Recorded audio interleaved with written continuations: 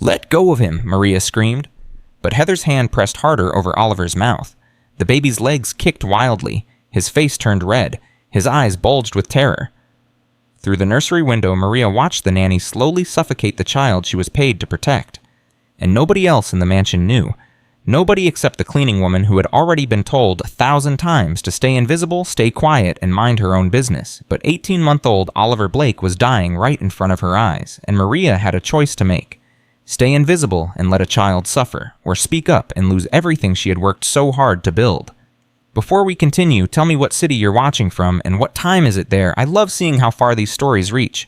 Hit subscribe and stay until the end, because this story will shatter everything you believe about the people you trust with your children. The scream died in Maria Santos's throat. She had been carrying a tray of champagne glasses across the marble terrace when she saw it. A small shape floating in the infinity pool, white fabric spreading like wings across the water. A baby, face down, not moving. Oliver Blake, 18 months old, the only child of William and Victoria Blake. Sinking. Maria dropped the tray. Glass shattered everywhere, but she was already running. "Help!" she screamed. "The baby!" Nobody heard her. The string quartet was playing too loud. 300 wedding guests were laughing and drinking. William Blake was shaking hands with a senator. Victoria Blake was posing for photographs in her designer gown, and their son was drowning 20 feet away. Maria didn't think. She ran past a waiter who shouted at her. She pushed through guests who cursed at her for spilling their drinks. She reached the pool and dove in fully clothed. The water dragged her down. Her uniform felt like chains. Her shoes felt like anchors. But she kicked hard. Grabbed Oliver's limp body and pulled him to the surface. He wasn't breathing. Maria hauled herself out and laid him on the marble. Water poured from his tiny mouth. His lips were blue. "No, no, no," she whispered. "Please, God." She pressed on his back. Once, twice, 3 times. Oliver coughed. Water sprayed from his mouth. He gasped. He cried. He was alive.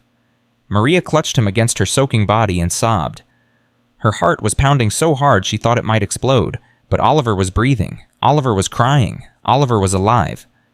The chaos started then. Screams erupted across the terrace. Tables were knocked over. Champagne towers crashed to the ground. Victoria Blake's voice cut through the noise. "Oliver! Oh my God, Oliver!" The bride came running, her perfect makeup streaming down her face. She fell to her knees beside Maria. "What happened?" Victoria screamed. "What happened to my baby?" Maria tried to speak, but no words came out. Oliver had stopped crying. He was clinging to her wet shirt, with both fists, his face buried against her neck. William Blake appeared seconds later. "Is he okay? Victoria, is he okay?" "I don't know." Victoria reached for her son. "Maria, give him to me." Maria started to hand Oliver over, but the moment she loosened her grip, Oliver did something that made everyone freeze. He screamed. Not a normal cry, a shriek of pure terror that made Maria's blood run cold. Oliver wrapped his arms around Maria's neck and refused to let go. He kicked. He buried his face deeper into her shoulder. He screamed and screamed. "Oliver, baby, it's Mommy," Victoria pleaded. "Come to Mommy." But Oliver wouldn't go. He clung to Maria like she was the only safe thing in the world. That's when Heather Mills pushed through the crowd. The nanny was beautiful, 28 years old, with blonde hair and blue eyes and a smile that could light up any room. She had worked for the Blakes for 6 months. Victoria called her a godsend. Heather rushed toward them. "Oh my God, Oliver, give him to me!" And Oliver's screams turned into something inhuman. The baby's entire body went rigid, his face contorted with terror. He started clawing at Maria's shirt, trying to climb higher, trying to get away from Heather. "Get away from him!" Maria shouted without thinking. Everyone stared at her, the cleaning woman who had just told the nanny to back off. Heather's smile flickered. Just for a second, just long enough for Maria to see something cold behind those pretty eyes. "He's confused," Heather said smoothly. "Poor baby almost drowned. He doesn't know what he's doing." "He knows exactly what he's doing," Maria said. William Blake stepped forward. "How did my son end up in the pool?" "I only left him for a minute," Heather said quickly. "He was in his stroller under the shade. I had to use the bathroom. Someone must have moved the stroller while I was gone." Maria knew it was a lie. She had seen Heather 30 minutes ago at the bar laughing with a groomsman, scrolling through her phone. The stroller had been right next to the pool the whole time, but cleaning women didn't challenge nannies in houses like this. Invisible people stayed invisible. "We need to get him to a hospital," Victoria said, finally taking Oliver from Maria's arms. The baby screamed the entire time, reaching back toward Maria with desperate hands. The next few minutes were chaos. Someone called 911. Guests were ushered away. The reception was officially over. Maria stood there, dripping water, watching the Blakes rush toward the house with their screaming son. Nobody thanked her. Nobody asked if she was okay. She was invisible again. But as she turned to leave, she caught Heather watching her. The nanny stood at the edge of the terrace, arms crossed. Her pretty face showed concern, but her eyes told a different story. Cold. Calculating. Dangerous. Heather held Maria's gaze for a long moment. Then she smiled. A small, cruel smile that said everything without words. Maria looked away first. Her heart was pounding, but not from the rescue, from fear, from the sudden certainty that Oliver's near drowning wasn't an accident. Rosa Martinez found Maria an hour later folding tablecloths near the pool house. "You're still here?" Rosa asked. "I wanted to finish." Rosa studied her. "What you did today was brave. You saved that boy's life." "Anyone would have done the same." "No," Rosa shook her head. "Most people would have stood there screaming. You jumped." She paused. "Why?" Maria didn't answer, couldn't answer, because he was a baby, because he was helpless, because nobody else was paying attention. "Be careful," Rosa said quietly. "I've worked for rich families for 30 years. You learn to see things and forget them. You learn to hear things and pretend you're deaf." "Survive what?" Rosa glanced toward the main house. "The things that happen in big houses, the secrets nobody wants out." She looked back at Maria. "You saw something today. Whatever it is, forget it. Walk away." "What if I can't forget?" "Then God help you, because nobody else will." Rosa walked away. Maria should have followed, should have gotten in her car and never looked back. But she couldn't stop thinking about Oliver's face when Heather approached, the raw terror in his eyes. Babies didn't react like that without reason. Maria walked toward the main house. The staff entrance was propped open. Nobody stopped her as she slipped inside. She made her way through the service hallways until she reached the family wing. The nursery door was slightly open. Maria crept closer, pressing herself against the wall. Through the crack, she could see Oliver sitting in his crib staring at nothing, rocking himself back and forth like he was trying to disappear. Victoria's voice came from nearby. "The doctor said he's fine physically." "Thank God," William said. Where's Heather?" "Making him a bottle. She'll be right back." Maria heard footsteps. She slipped into a nearby closet, leaving the door cracked. Through the gap, she watched Heather walk past with a baby bottle. The nanny paused outside the nursery. She glanced around. Then her face changed. The warm smile disappeared. The pretty mask melted away. What remained was cold and hard and utterly without compassion. Heather entered the nursery and closed the door. Maria pressed her eye to the crack and watched. Oliver saw Heather and immediately started to cry. He pressed himself against the corner of the crib. His little hands gripped the bars so hard his knuckles turned white. "Shut up," Heather said. Her voice was flat. "Stop crying or I'll give you something to cry about." The baby cried harder. Heather walked toward the crib. Oliver's cries turned to screams. Heather reached in. Maria couldn't see exactly what happened. Heather's body blocked the view, but she saw Oliver's legs stop kicking, saw his arms stop waving, saw his screams cut off mid-cry. When Heather stepped back, Oliver was lying completely still. His eyes were open, but empty. He didn't move. He didn't cry. He had learned to disappear. "That's better," Heather murmured. "See how easy it is when you behave." Maria covered her mouth to keep from screaming.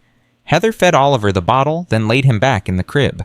She adjusted her hair, smoothed her clothes, and walked out with a smile already forming on her face. The cold woman vanished. The warm nanny reappeared. Maria waited until the footsteps faded. Then she crept to the nursery door. Oliver lay in his crib like a statue. His eyes were open but unfocused. He looked like a child who had learned that the only way to survive was to stop existing. Maria's eyes filled with tears. "I'm going to help you," she whispered. "I promise." Oliver's eyes shifted slightly. Something flickered in them. Recognition. Hope. A tiny spark of life. Footsteps sounded in the hallway. Maria quickly retreated. What would you do if you saw what Maria just witnessed? Would you risk everything for a child who isn't yours? Keep watching, because what happens next will test everything Maria believes about courage, sacrifice, and the price of doing what's right. Maria drove home in silence. Her mother was watching Sophia, her 9-year-old daughter, who was already asleep. "You look terrible," her mother said. "What happened?" Maria told her about the drowning, about saving Oliver, but she didn't mention what she'd seen in the nursery. "You're a hero," her mother said. "They didn't even look at me. As soon as I handed over the baby, I stopped existing." Her mother nodded.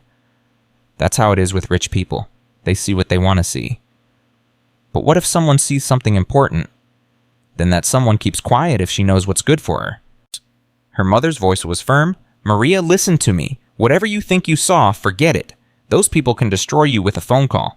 They can take your job, your reputation, your daughter." "My daughter." "You think they won't use Sophia against you. You think they won't call child services and make up stories."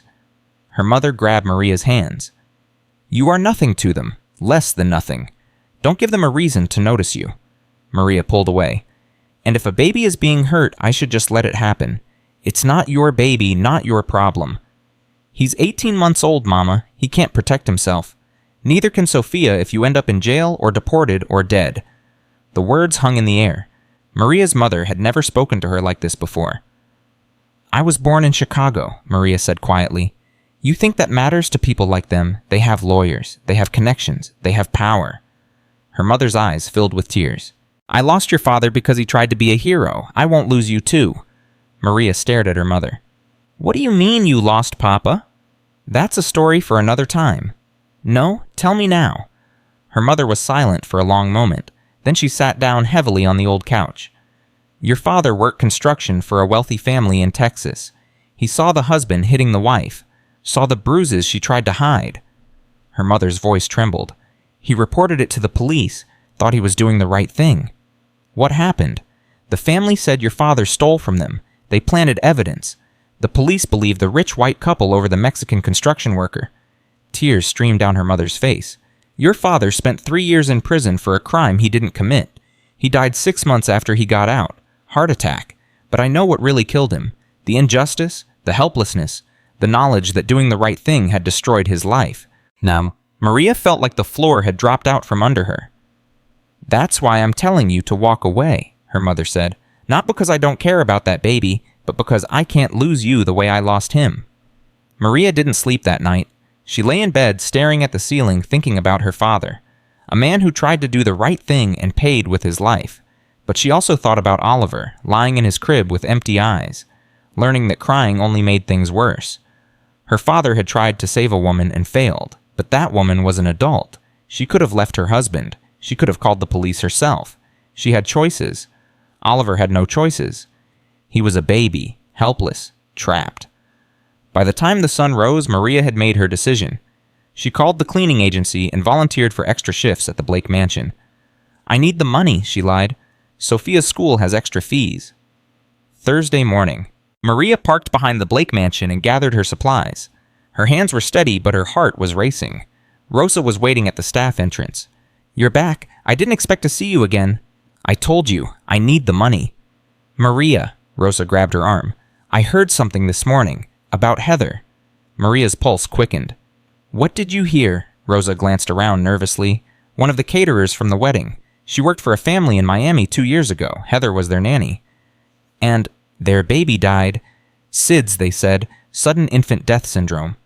Rosa's voice dropped to a whisper. "But the caterers said there were rumors. People thought something wasn't right. The baby was healthy one day, dead the next." Maria felt ice spreading through her veins. "What happened to Heather?" "Nothing. The family never pressed charges, never even investigated. They were too devastated to ask questions." Rosa shook her head. "The caterer recognized Heather at the wedding, said she almost dropped her tray when she saw her." "Why didn't she say anything?" "Same reason nobody ever says anything. Who's going to believe a caterer over a nanny with perfect references?" Maria's mind was racing. This wasn't Heather's first time. There had been another baby, another family, another tragedy that everyone had dismissed as natural causes. "Rosa, I need you to get me that caterer's name." "Why, what are you going to do?" "I don't know yet, but Oliver isn't safe, and now I know he's not the first." Rosa stared at her for a long moment. Then she pulled out her phone and scrolled through her contacts. "Elena Vasquez. She works for Palm Beach Catering." Rosa grabbed Maria's hand. "Be careful. If Heather finds out you're asking questions..." "I know." Maria spent the morning cleaning the upstairs hallways, moving slowly, listening to everything. She heard Victoria on the phone discussing wedding gifts. She heard William arguing about security cameras. She heard Heather singing nursery rhymes in the playroom, her voice sweet and completely fake. Maria worked her way closer to the playroom. Through the cracked door, she could see Oliver sitting on the floor, surrounded by expensive toys. He wasn't playing with any of them. He just sat there, rocking back and forth, staring at nothing. And on his arm, Maria noticed a new bruise, dark purple, the size of adult fingers. Heather looked up and saw Maria watching. The nanny's face hardened. She walked to the door. "Can I help you? Just cleaning the hallway." "The hallway looks clean to me. I haven't done the baseboards." Heather stared at her. Something flickered in her eye. Recognition. Suspicion. "The baseboards can wait. Go clean somewhere else." She closed the door. The lock clicked. Maria stood in the hallway, her heart pounding. Heather knew she was watching. This was going to be harder than she thought. During her lunch break, Maria called Elena Vasquez. "Who is this?" Elena's voice was suspicious.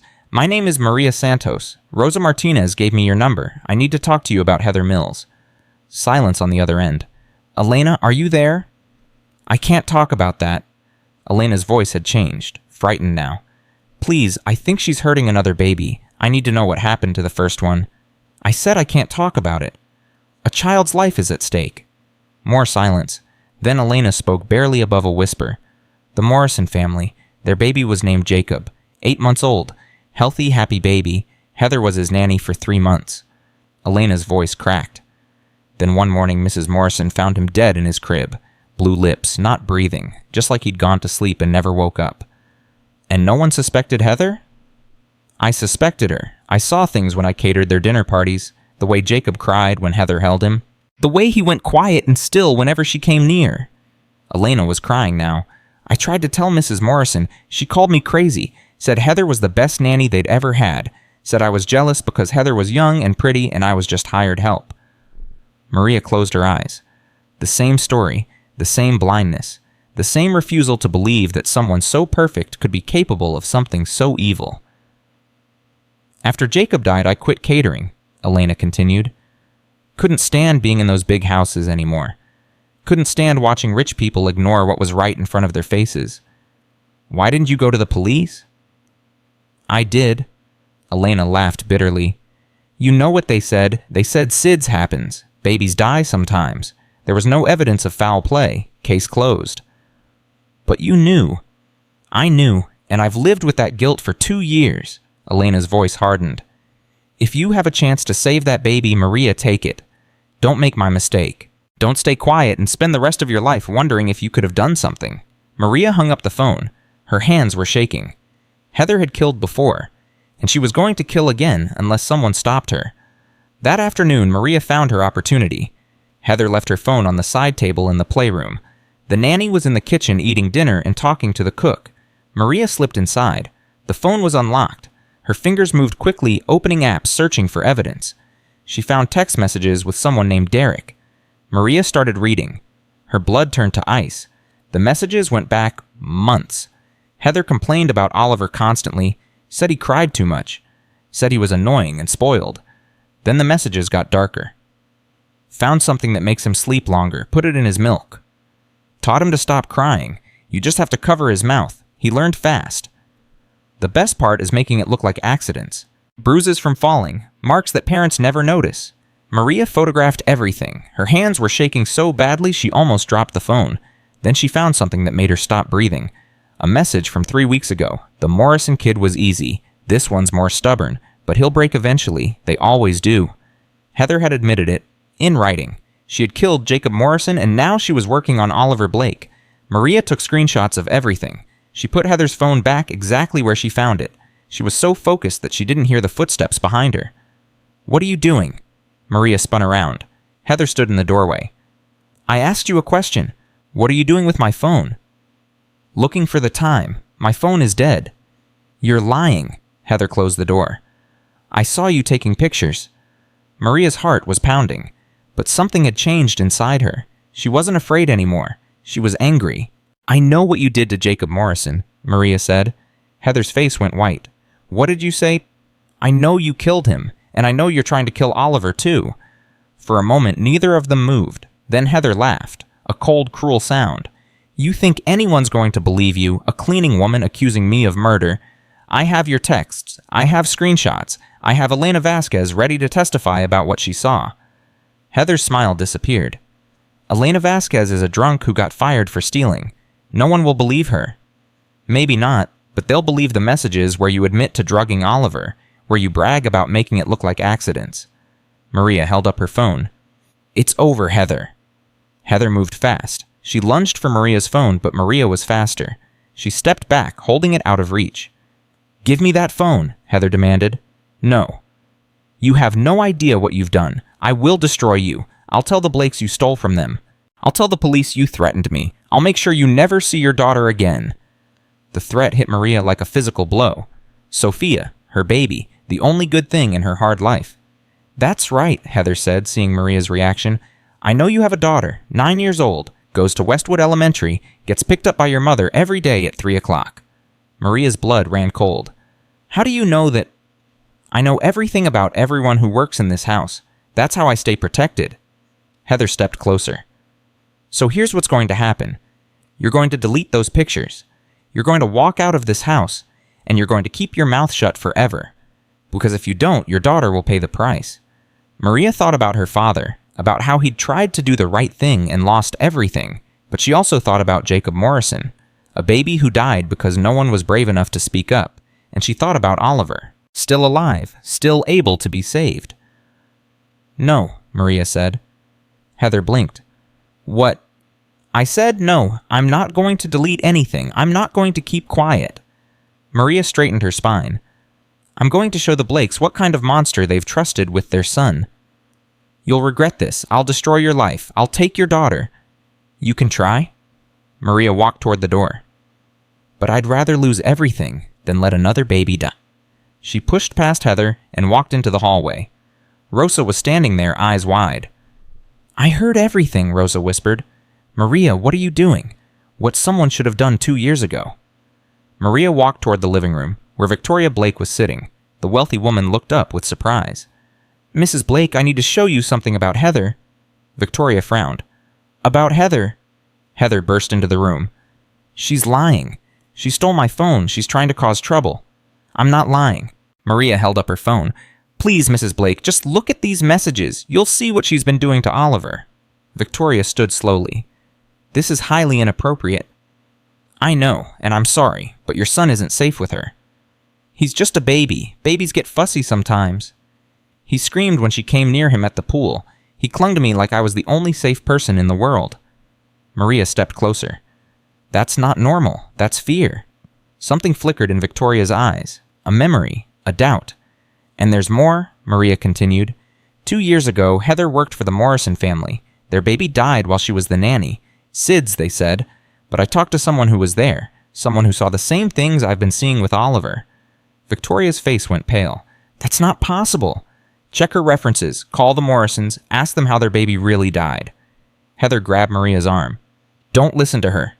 She's making this up." "Then explain these messages." Maria showed Victoria the screenshots. "Explain why you wrote about putting something in Oliver's milk.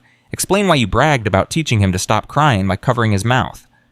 Victoria took the phone with trembling hands. She started reading. Her face changed from skepticism to horror to something Maria couldn't name. "William!" Victoria screamed. "William, get in here now!" William Blake rushed in. "What's wrong?" Victoria showed him the phone. William's face went gray as he read. "Where did you get these?" he demanded. "From her phone." Maria pointed at Heather. "She left it unlocked. I know I shouldn't have looked, but I saw what she was doing to Oliver, and I couldn't stay quiet anymore." William looked at Heather. "Is this true?" "Of course not. She's lying. She faked those messages." "Then you won't mind if we call the police," William said. "You won't mind if they examine your phone and verify these screenshots." "Not..." Heather's composure cracked. "You can't do this. I have rights." "So does my son." Victoria's voice was ice. "The son you've been drugging, the son you've been hurting, the son who screams every time you come near him. He's difficult. Some babies are difficult." "He's terrified," Victoria screamed. "My baby is terrified of you, and I was too blind to see it." The room exploded into chaos. William was calling 911. Victoria was crying and screaming. Heather was backing toward the door, and then the lights went out. Every light in the mansion died at once. The room plunged into darkness. From upstairs came a sound that stopped Maria's heart. Oliver screaming. Maria ran. She couldn't see anything, but she knew the house well enough to navigate by memory. She hit the stairs and took them two at a time. Behind her, she heard Heather's footsteps, running in the same direction, racing toward Oliver. Maria burst into the nursery just as emergency lights flickered on. Oliver was standing in his crib arms, reaching toward her, screaming with everything he had, and Heather was right behind her. "Get away from him," Heather snarled. Maria grabbed Oliver and pulled him against her chest. The baby clung to her, sobbing. "It's over, Heather. The police are coming." "Then I have nothing left to lose." Heather pulled something from her pocket. A syringe. The same thing she'd been using to drug Oliver. "Give me the baby, Heather said, "or I'll make sure neither of you walks out of this room." Maria backed against the wall, holding Oliver tight. The sounds of sirens wailed in the distance. Heather smiled. "They won't get here in time." She lunged forward with the syringe raised, and Maria made a decision that would change everything. Maria did the only thing she could think of. She turned her body to shield Oliver and kicked out with everything she had. Her foot connected with Heather's wrist. The syringe flew across the room and shattered against the wall. Heather screamed in rage and lunged again. Her hands wrapped around Maria's throat. Maria couldn't breathe, couldn't think, but she refused to let go of Oliver. The baby was crying against her chest, his little fingers digging into her shirt. Maria drove her elbow into Heather's stomach. The nanny doubled over, gasping. Maria stumbled toward the door, still holding Oliver, her throat burning. "You're dead," Heather rasped. "You and your daughter, both dead." Footsteps thundered up the stairs. Flashlight beams cut through the darkness. Two police officers burst into the nursery with their weapons drawn. "Freeze, nobody move!" Maria dropped to her knees, clutching Oliver, sobbing with relief. The baby was still crying, but he was alive. They were both alive. One officer grabbed Heather and forced her against the wall. The other approached Maria slowly. "Ma'am, are you okay? Is the baby hurt?" Maria couldn't speak. She just shook her head and held Oliver tighter. Victoria and William appeared in the doorway. Victoria screamed when she saw Maria on the floor, with her son. She rushed forward and took Oliver from Maria's arms. This time, the baby didn't fight. He was too exhausted, too traumatized. "What happened?" William demanded. "What did she do?" The officer holding Heather answered, "We found this woman attempting to assault the other woman and the child. There was a syringe on the floor." "She's been drugging my son," Victoria said, her voice breaking. "She's been hurting him for months." The officer's expression hardened. "Ma'am, we're going to need you to come with us." Heather's mask had completely shattered. Gone was the pretty nanny with the warm smile. In her place was something twisted and desperate. "This is a mistake," Heather said. "That woman attacked me. She broke into my phone. She's been stalking me for days." "Save it for the station." "She'll..." The officer handcuffed her and began reading her rights. Maria sat on the floor watching Heather being led away. Their eyes met one last time. Heather's gaze promised violence, promised revenge, promised that this wasn't over. Then she was gone, and Maria finally allowed herself to breathe. The next 3 hours passed in a blur of questions and statements and paperwork. The police took Maria to a separate room and asked her to explain everything from the beginning. She told them about the pool, about Oliver's terror, about what she'd witnessed through the nursery window, about Elena Vasquez and Jacob Morrison, about the text messages and the syringe. Detective Amanda Cross from the Child Protection Unit arrived around midnight. She was a tall woman with kind eyes and a no-nonsense attitude. She listened to Maria's story without interrupting, taking careful notes. "You took a significant risk," Detective Cross said when Maria finished. "Going through her phone, confronting her alone. I didn't have a choice. She was going to kill him." "How do you know that?" Maria looked the detective straight in the eyes. "Because she killed before. 2 years ago, a baby named Jacob Morrison. She got away with it because no one asked the right questions." Detective Cross was silent for a moment. "We'll look into that. In the meantime, I need you to understand something. Heather Mills has already called a lawyer, a very expensive lawyer. She's claiming you fabricated the evidence that you assaulted her, that you've been harassing her for weeks." Maria's stomach dropped. "That's not true. I believe you, but believing you and proving her guilty are two different things." The detective leaned forward. "The screenshots you took are helpful, but her lawyer will argue they were manipulated. The syringe broke, so we have limited forensic evidence. Your eyewitness account is compelling, but it's your word against hers." "What about Oliver? Can't you see what she did to him?" He's 18 months old. He can't testify. The doctors found sedatives in his system, which supports your story, but her lawyer will claim she was giving him medicine prescribed by a doctor. She was drugging him to keep him quiet. I know. Detective Cross's voice softened. Maria, I'm on your side. I've seen cases like this before. Abusers who target children too young to speak. Wealthy families who refuse to believe the help. It's an uphill battle, but it's not impossible. What do I need to do to keep yourself safe? Keep your daughter safe. Let us build the case. The detective handed Maria her card. If Heather or anyone connected to her contacts, you call me immediately. Don't engage. Don't try to handle it yourself. Maria took the card with trembling hands. Do you think she'll come after me? Honestly, yes. People like her don't accept defeat gracefully. She's lost everything tonight. Her job, her reputation, her freedom is at stake. That makes her dangerous. It was nearly 2 a.m. when Maria finally left the Blake mansion. Rosa was waiting for her in the staff parking lot. I couldn't leave without knowing you were okay, Rosa said, hugging her tightly. What you did tonight was incredibly brave. Or incredibly stupid. Sometimes those are the same thing. Rosa pulled back and studied Maria's face. The Blakes want to talk to you tomorrow. They're putting Oliver in the hospital overnight for observation, but they want to thank you properly. I don't need their thanks. Take it anyway. You've earned it. Rosa pressed something into Maria's hand. A roll of cash. From me? For whatever you need. Maria tried to give it back. Rosa, I can't. You can and you will. You have a daughter to protect. Rosa's eyes were fierce. Heather knows about Sophia. You need to be ready for anything. Maria drove home with her hands shaking on the steering wheel. Every car behind her looked suspicious. Every shadow seemed threatening. Heather's words echoed in her head. Your daughter will pay the price. She arrived at her apartment complex at 2:30 a.m. Her mother was asleep on the couch waiting up. Maria woke her gently. Mama, I need to tell you something. Her mother listened in silence as Maria explained everything that had happened. The confrontation, the syringe, the arrest, the threats against Sophia. When Maria finished, her mother didn't say, I told you so. She didn't lecture Maria about the dangers of getting involved. She just stood up, walked to the closet, and pulled out an old baseball bat that had belonged to Maria's father. No one touches my granddaughter, she said. Maria almost laughed, almost cried. Mama, what are we going to do? What? We're going to be careful. We're going to be smart. And we're going to make sure that woman never hurts another child. The next morning, Maria called Sophia's school and arranged for her mother to pick Sophia up early. She didn't explain why. Just said there was a family emergency. Then she drove to Palm Beach Children's Hospital to check on Oliver. The Blake family had taken over an entire floor. Private security guards stood at every entrance. Lawyers and advisors came and went in expensive suits. The wedding of the decade had become the scandal of the decade. Victoria Blake met Maria in the hallway. The wealthy woman looked like she hadn't slept in days. Her designer clothes were wrinkled. Her eyes were red and swollen. Maria, Victoria's voice cracked. I don't know how to thank you. How is Oliver? The doctors say he's recovering. The sedatives are leaving his system, but the psychological damage... Victoria couldn't finish the sentence. He's young. Children are resilient. Because of you. He's alive because of you. Victoria grabbed Maria's hands. I failed him. I'm his mother, and I failed to protect him from the person I hired to care for him.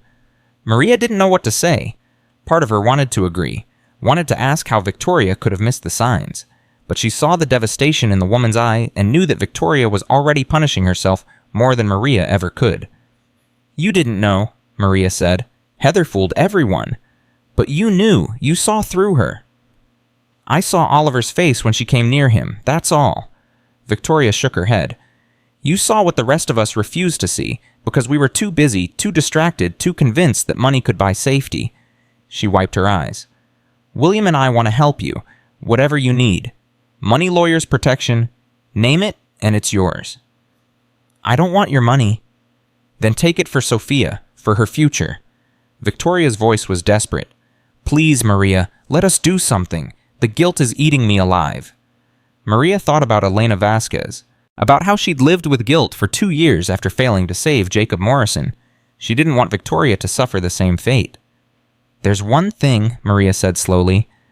Heather worked for another family before you, the Morrisons. Their baby died while she was the nanny. Victoria's face went pale. What? Everyone called it SIDS, but I talked to someone who was there, someone who saw the same signs I saw with Oliver. Maria paused. If you really want to help use your resources to find out what really happened to Jacob Morrison, get justice for him too. Victoria nodded slowly. I'll make some calls. A nurse appeared and told Victoria that Oliver was asking for her. The wealthy woman started to leave, then turned back. Maria, that detective called this morning. She said Heather made bail. Maria's blood turned to ice. What? Her lawyer argued she wasn't a flight risk. The judge agreed. Victoria's voice dropped to a whisper. She's out there. Be careful. Maria left the hospital in a daze. Heather was free.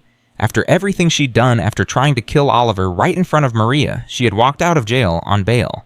The justice system that Maria's father had believed in, the system that had failed him, was failing again. She was sitting in her car trying to calm down when her phone rang. Unknown number. Against her better judgment, Maria answered. Did you think you'd won? Heather's voice was cold and calm. Did you think you could destroy my life and walk away? Maria's hands trembled. How did you get this number? I told you. I know everything about everyone who works in that house. I know where you live. I know where your mother lives. I know which classroom Sophia sits in. If you touch my daughter, you'll what? Call the police? Heather laughed. The police can't protect you. The Blakes can't protect you. No one can protect you from what's coming. What do you want? I want you to suffer. I want you to feel what I'm feeling right now. My career is over. My reputation is destroyed. Everything I've built is gone because of you. Everything you built on hurting children. Those children were better off. Do you have any idea what kind of lives they would have had, spoiled, entitled brats raised by parents who were too busy making money to actually love them? Heather's voice turned venomous. I was doing those families a favor. Maria felt sick. You're insane. Maybe, but I'm also free, and you're not. The line went dead. Maria immediately called Detective Cross and reported the call. The detective promised to look into it, but her voice held a warning. Heather's smart. She used a burner phone. She didn't make any specific threats that we can prove. Without evidence of direct intimidation, there's not much we can do. She threatened my daughter. Did she, or did she just mention knowing where your daughter goes to school? The detective sighed. I'm not saying she's not dangerous. I'm saying we need to be strategic about how we respond. So I'm just supposed to wait until she actually hurts someone. I'm saying we build our case carefully. We find other victims. We establish a pattern. We make sure that when this goes to trial, she never sees the outside of a prison again. Maria hung up, feeling more afraid than ever. That afternoon, she picked Sophia up from school herself. Her daughter ran toward her with a bright smile, completely unaware of the dangers surrounding them. Mama, why are you here? Where's Abuela? Maria hugged her daughter tight, breathing in the smell of her hair, feeling her small heart beating against her chest. I just wanted to see you, baby. Is that okay? Sophia pulled back and studied her mother's face with that uncanny perception children sometimes have. Mama, are you okay? You look scared. Maria forced a smile. I'm fine, mi amor. Just tired. Setiao? She drove Sophia home, checking the rearview mirror every few seconds. Every blonde woman on the street made her heart race. Every car that followed them too long made her grip the steering wheel tighter. Her mother was waiting at the apartment with news. A woman came by while you were gone, blonde, pretty, said she was from Sophia's school. Maria's blood ran cold. What did she want? She asked questions about Sophia, what time she gets home, who watches her after school. Her mother's face was grim. I didn't tell her anything. Something about her felt wrong. It was Heather. Her mother's eyes widened. The nanny, the one who tried to kill the baby. Maria nodded. She's out on bail. She's been calling me, threatening me. Her mother crossed herself. Dios mío. We need to leave, all of us, just for a few days until the police can do something. And go where? Maria didn't have an answer. She had no money for a hotel, no family outside of Miami, no friends who could take them in. Her phone buzzed, a text from an unknown number, a photo of Sophia's school, another photo of their apartment building, and a message, sweet dreams. Maria showed her mother. Both women stood in silence, the weight of fear pressing down on them. We can't run, her mother finally said. We don't have anywhere to go. Then what do? We fight. Her mother picked up the baseball bat again. We protect our own. That night, Maria didn't sleep. She sat by the window watching the parking lot, jumping at every sound. Her mother took shifts with her, both women, too afraid to let their guard down. Around 3 a.m., Maria's phone rang. Victoria Blake. Maria, I'm sorry to call so late, but I found something. Maria sat up straight. About the Morrisons? William hired a private investigator. He's been working all night. Victoria's voice was trembling. Heather's real name isn't Heather Mills. It's Hannah Miller. She changed it legally 5 years ago. Why? Because Hannah Miller was investigated for child abuse in Oregon in 2018. The charges were dropped due to lack of evidence, but she was fired from her position as a child care worker. Victoria paused. The investigator is still digging, but he thinks there might be more cases. More children. Maria's mind was racing. How many? We don't know yet. But Maria, here's the thing. Hannah Miller's mother was convicted of child abuse when Hannah was 7. She spent her entire childhood in foster care, bouncing between homes. Some of the homes were investigated for abuse as well. Maria closed her eyes. For a moment, she almost felt something like pity for Heather. Almost. That doesn't excuse what she did. No, it doesn't, but it might explain how she became what she is. Victoria's voice hardened. The investigator found something else. A woman in Seattle. She claims Heather was her daughter's nanny 3 years ago. Her daughter developed mysterious bruises, started having night terrors, stopped eating. What happened? The family fired Heather before anything worse could happen. The mother always suspected something but could never prove it. When she saw the news about Oliver, she contacted the police. Maria felt hope rising in her chest. That's 3 families now. 3 children. Maybe more. It's a pattern, a clear documented pattern. Victoria's voice was fierce. We're going to bury her, Maria. We're going to make sure she never hurts another child again. The next morning, Detective Cross called with news. The Seattle family had filed an official complaint. The Oregon case was being reopened, and the Morrison family had finally agreed to talk. Mr. and Mrs. Morrison are flying in tomorrow, the detective said. They want to meet you. Me, why? Because you did what they couldn't. You stopped her. The Morrison meeting happened at the Blake mansion. Maria arrived to find a couple in their 40s sitting in the living room holding hands like they were afraid to let go of each other. Sarah Morrison had gray streaks in her hair that Maria suspected hadn't been there 3 years ago. James Morrison had the hollow eyes of a man who had lost everything that mattered. You're Maria, Sarah said. Not a question. Yes. You saved the Blake boy. I tried? Sarah stood and walked toward Maria. For a moment, Maria thought she might be angry, might blame Maria for not being there to save Jacob. Instead, Sarah hugged her. Thank you, Sarah whispered, crying. Thank you for stopping her. Maria hugged her back, feeling the woman's grief flowing through her like water. I'm sorry about Jacob, Maria said. I'm sorry no one believed you. Sarah pulled back, wiping her eyes. We tried. We told the police something was wrong. But Heather was so convincing, so perfect. And we were just grieving parents who couldn't accept that our son had died naturally. James spoke up, his voice rough. We blamed ourselves. For 3 years, we blamed ourselves for not watching him more carefully, for not being there when he needed us. It wasn't your fault, Maria said. We know that now, because of you. James stood and shook Maria's hand. The detective told us about the text messages, the admission that Jacob was easy. His jaw clenched. She killed our son and called him easy. She's going to pay for what she did. Will she? Her lawyer is already claiming the texts were taken out of context, that she was joking with her boyfriend. James's voice turned bitter. Money buys a lot of context. Maria thought about her father, about how the system had failed him, about how it seemed designed to protect the powerful and crush the powerless. But she also thought about Oliver alive because she hadn't given up, about the Seattle family who had come forward, about the pattern that was finally emerging. Maybe the system is broken, Maria said slowly.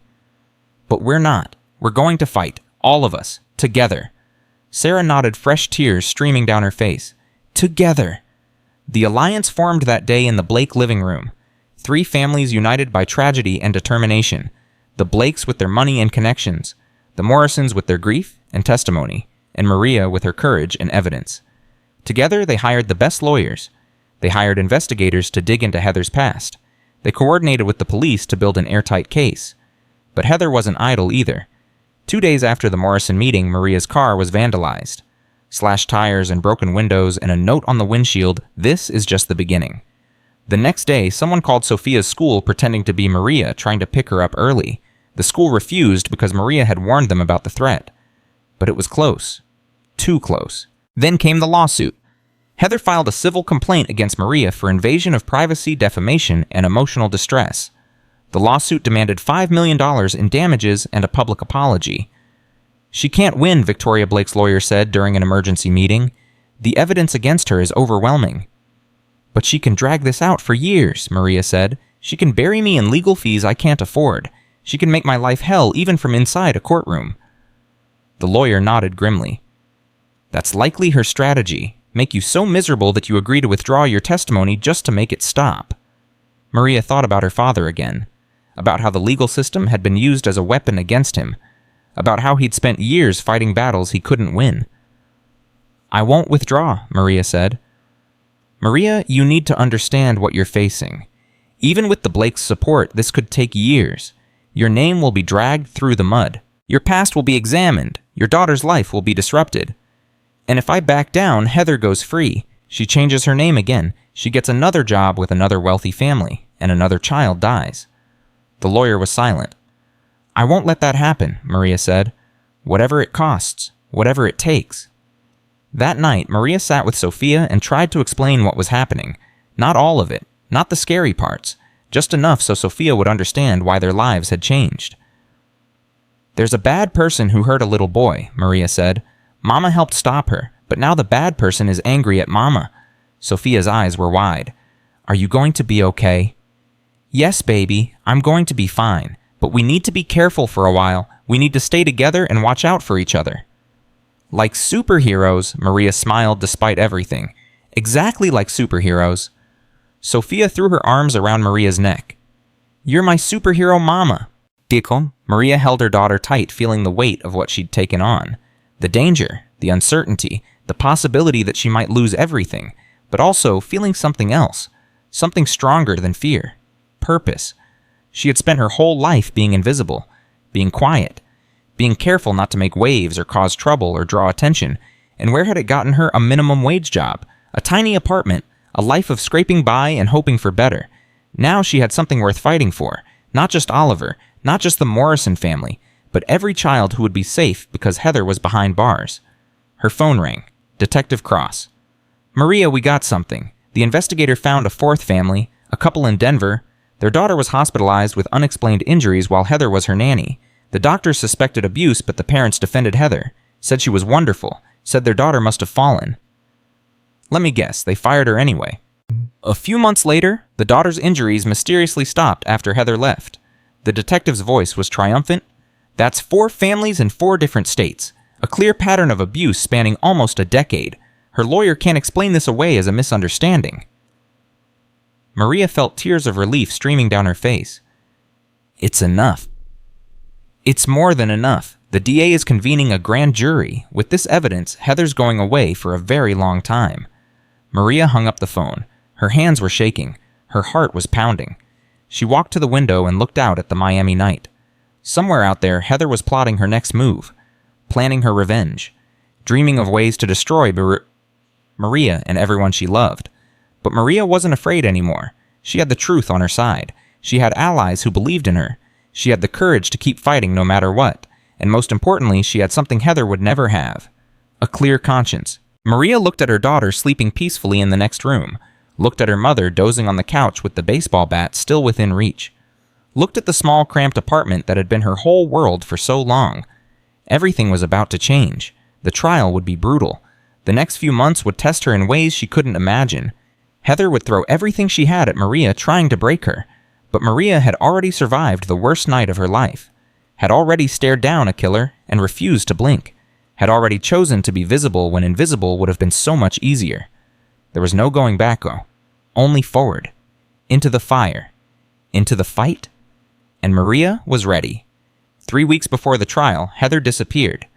Maria got the call from Detective Cross at 6 in the morning. She was making breakfast for Sophia when her phone rang. She cut off her ankle monitor, Steed, the detective said, sometime between midnight and 4 a.m. We have no idea where she is. Maria's legs gave out. She grabbed the kitchen counter to keep from falling. Maria, are you there? How is this possible? She was supposed to be monitored 24 hours a day. Her lawyer argued for home confinement instead of jail. The judge agreed because she had no prior convictions. Detective Cross's voice was tight with frustration. I tried to warn them she was a flight risk. They didn't listen. Sophia walked into the kitchen, rubbing her eyes. Mama, what's wrong? Maria forced a smile. Nothing, baby. Go get dressed for school. She waited until Sophia was out of earshot before speaking again. Where do you think she went? She could be anywhere. We've alerted airports, bus stations, border crossings. But if she had help, if someone had a car waiting for her... The detective trailed off. You think she's coming after me. I think you need to be extremely careful. We're sending a patrol car to watch your apartment. I'm also recommending you stay somewhere else until we find her. Maria thought about their tiny apartment, about Sophia sleeping in the next room, about her mother who had barely left the building in 3 weeks because she was too afraid. Where am I supposed to go? I don't have money for a hotel. The Blakes have offered to let you stay at their mansion. They have 24-hour security now. You'd be safe there. Maria laughed bitterly. The same mansion where Heather was hurting Oliver for 6 months.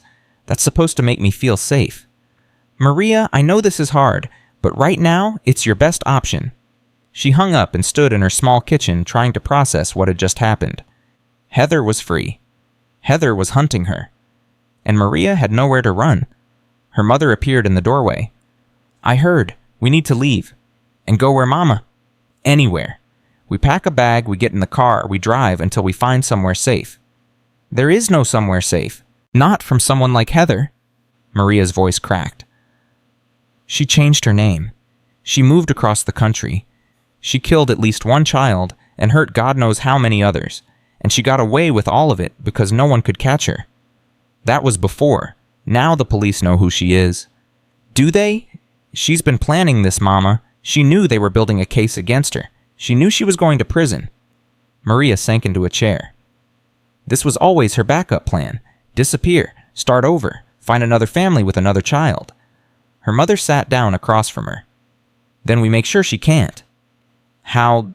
We find her first. Maria stared at her mother. You want me to hunt down a murderer? I want you to stop waiting for the police to fix this. They've had 3 weeks to catch her and she walked right out of their surveillance. Her mother's eyes were fierce. Your father waited for the system to save him. It didn't. You saved that baby because you didn't wait. You acted. Maria thought about Oliver, about the moment she'd seen him in the pool and jumped in without thinking, about the moment she'd confronted Heather even though she had everything to lose. She had never been the kind of person who waited for others to solve her problems. Why was she waiting now? I need to make some calls, Maria said. The first call was to Victoria Blake. Maria, thank God. The detective told me what happened. William is sending a car for you right now. I appreciate that, Mrs. Blake, but I need something else. Anything.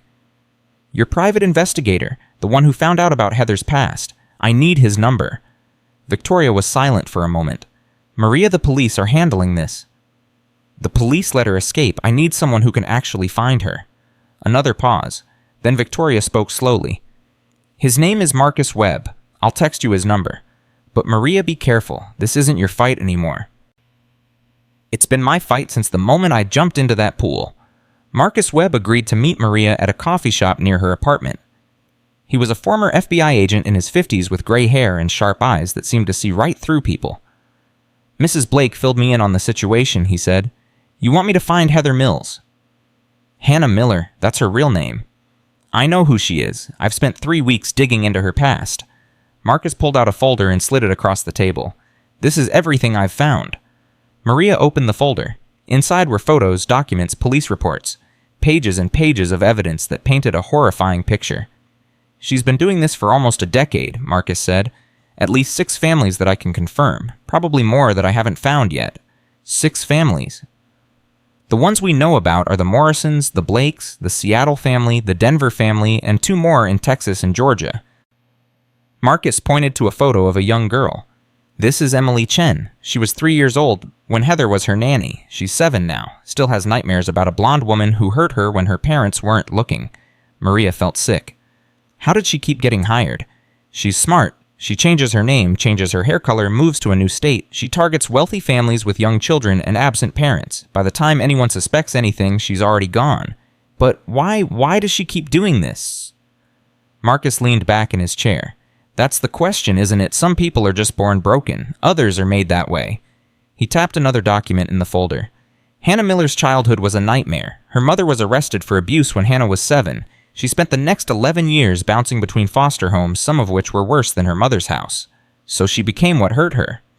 It's a pattern we see sometimes. Victims who become victimizers. It doesn't excuse what she did, but it might explain how a human being becomes capable of hurting children. Maria closed the folder. None of this tells me where she is now. No, but it tells us how she thinks, how she operates. Marcus leaned forward.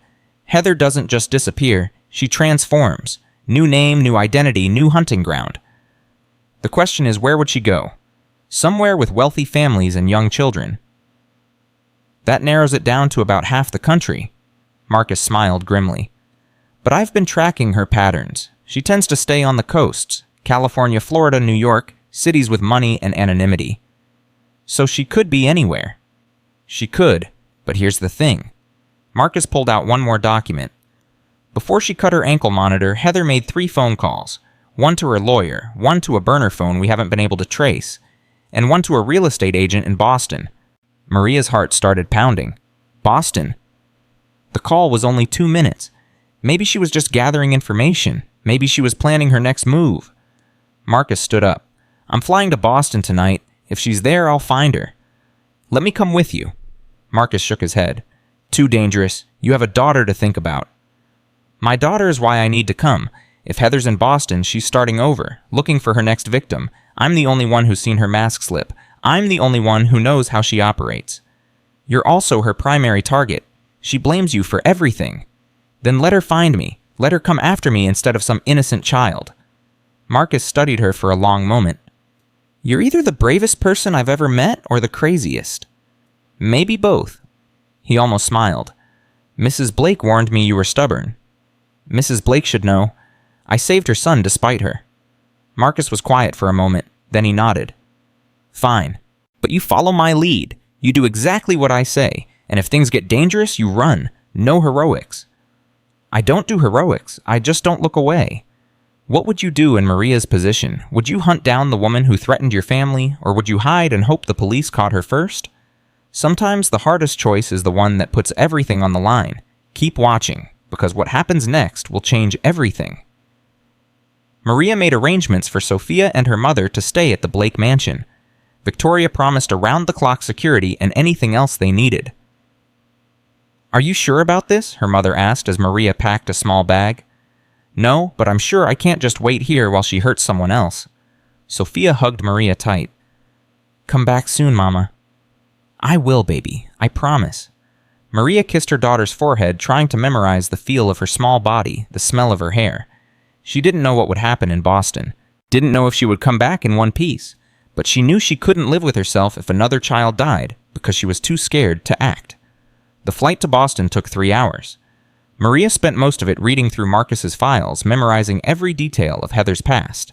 Every name she'd uses, every family she'd targeted, every child she'd hurt. By the time they landed, Maria felt like she knew Heather better than she knew herself.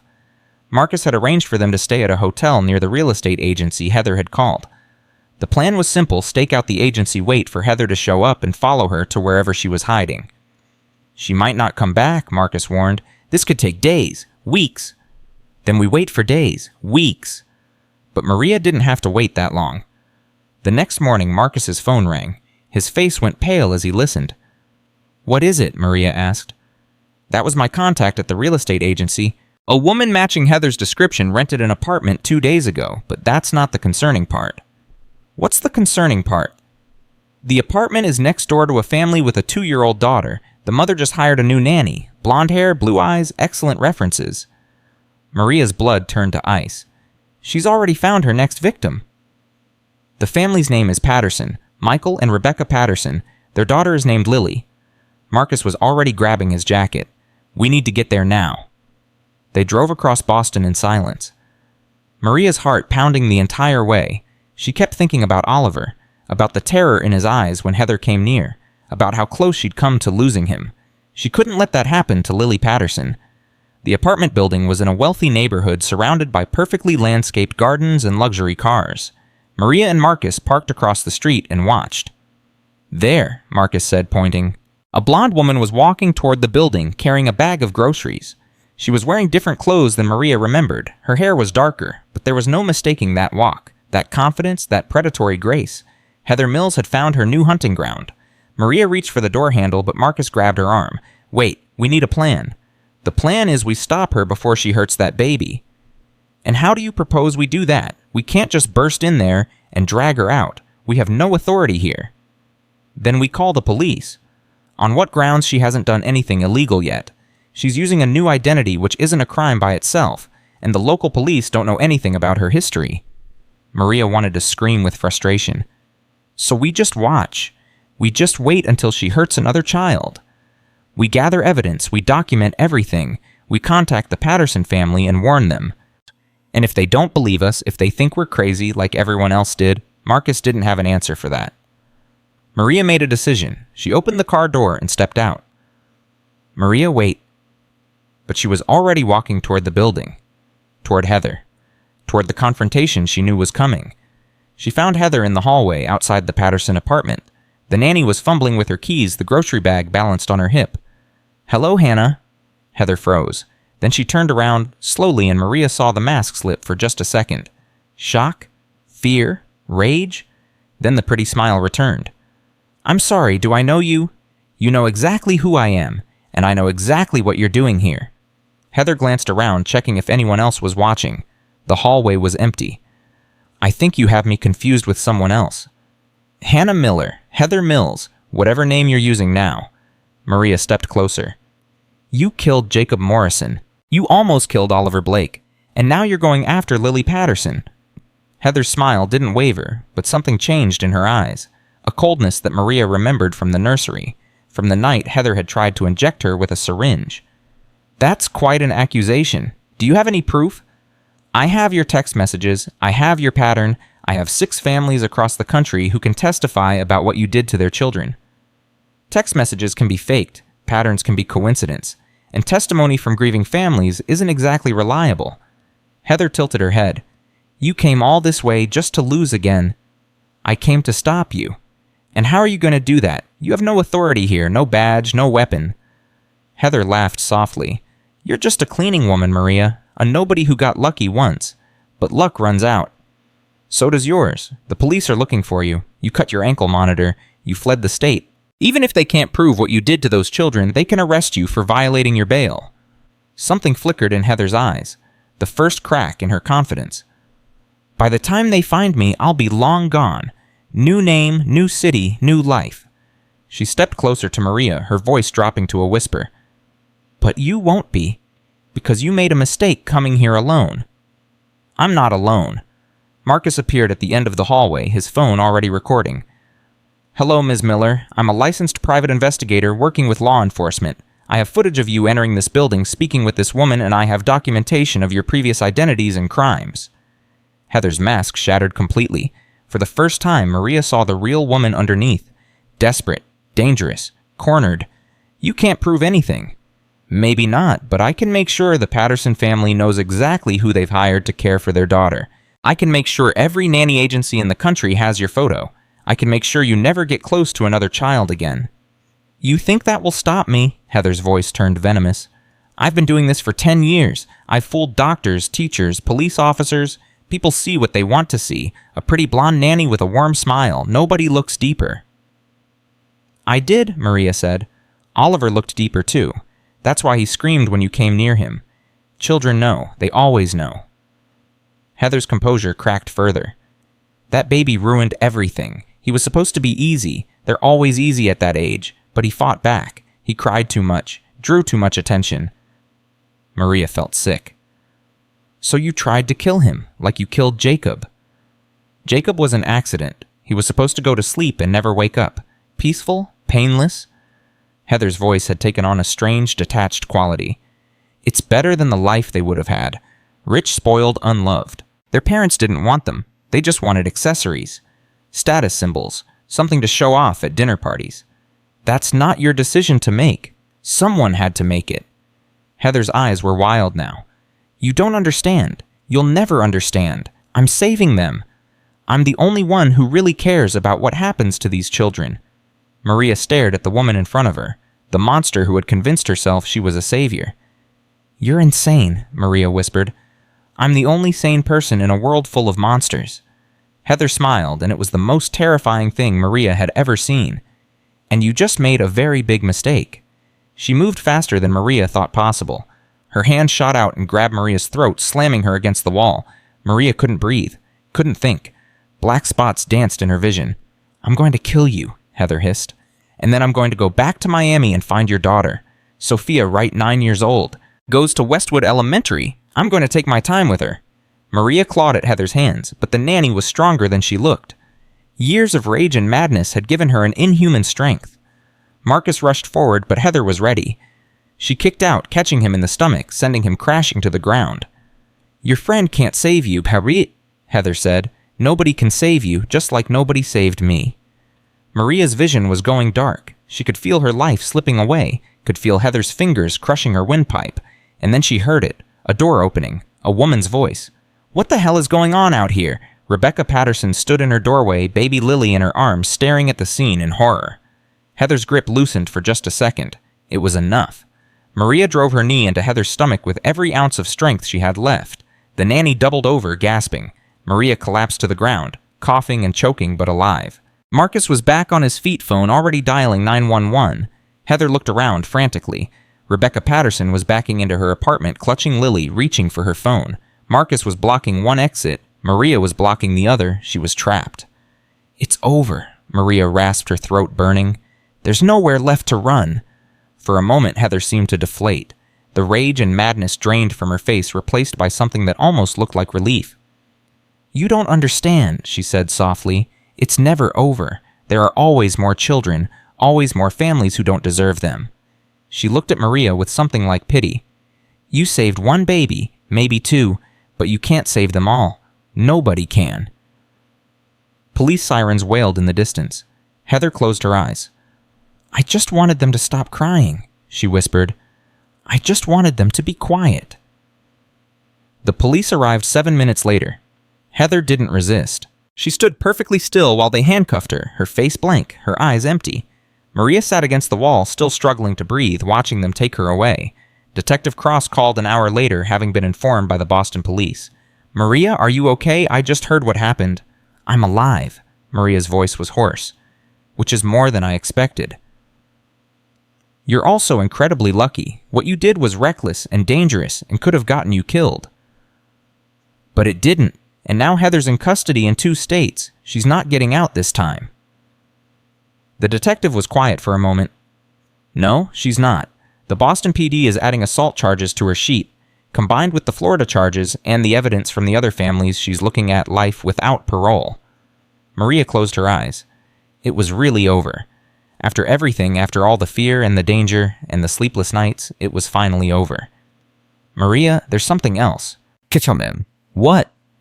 "The Patterson family. Rebecca Patterson wants to talk to you. She wants to thank you for saving her daughter." Maria thought about Lily Patterson, a 2-year-old girl who would grow up never knowing how close she'd come to becoming Heather's next victim. "Tell her I'm glad Lily is safe. That's all the thanks I need." "I'll pass that along. But Maria, the Pattersons aren't the only ones who want to thank you. The Morrisons have been trying to reach you. The Denver family, the families from Texas and Georgia." Detective Cross's voice was warm. "You gave them something they never thought they'd have. Justice, closure, the knowledge that the woman who hurt their children will never hurt anyone again." Maria felt tears streaming down her face.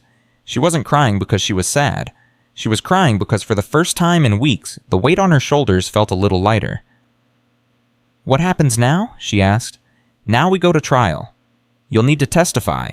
So will the other families. It's going to be hard. It's going to bring up everything you went through, but it's also going to put Heather Mills away forever.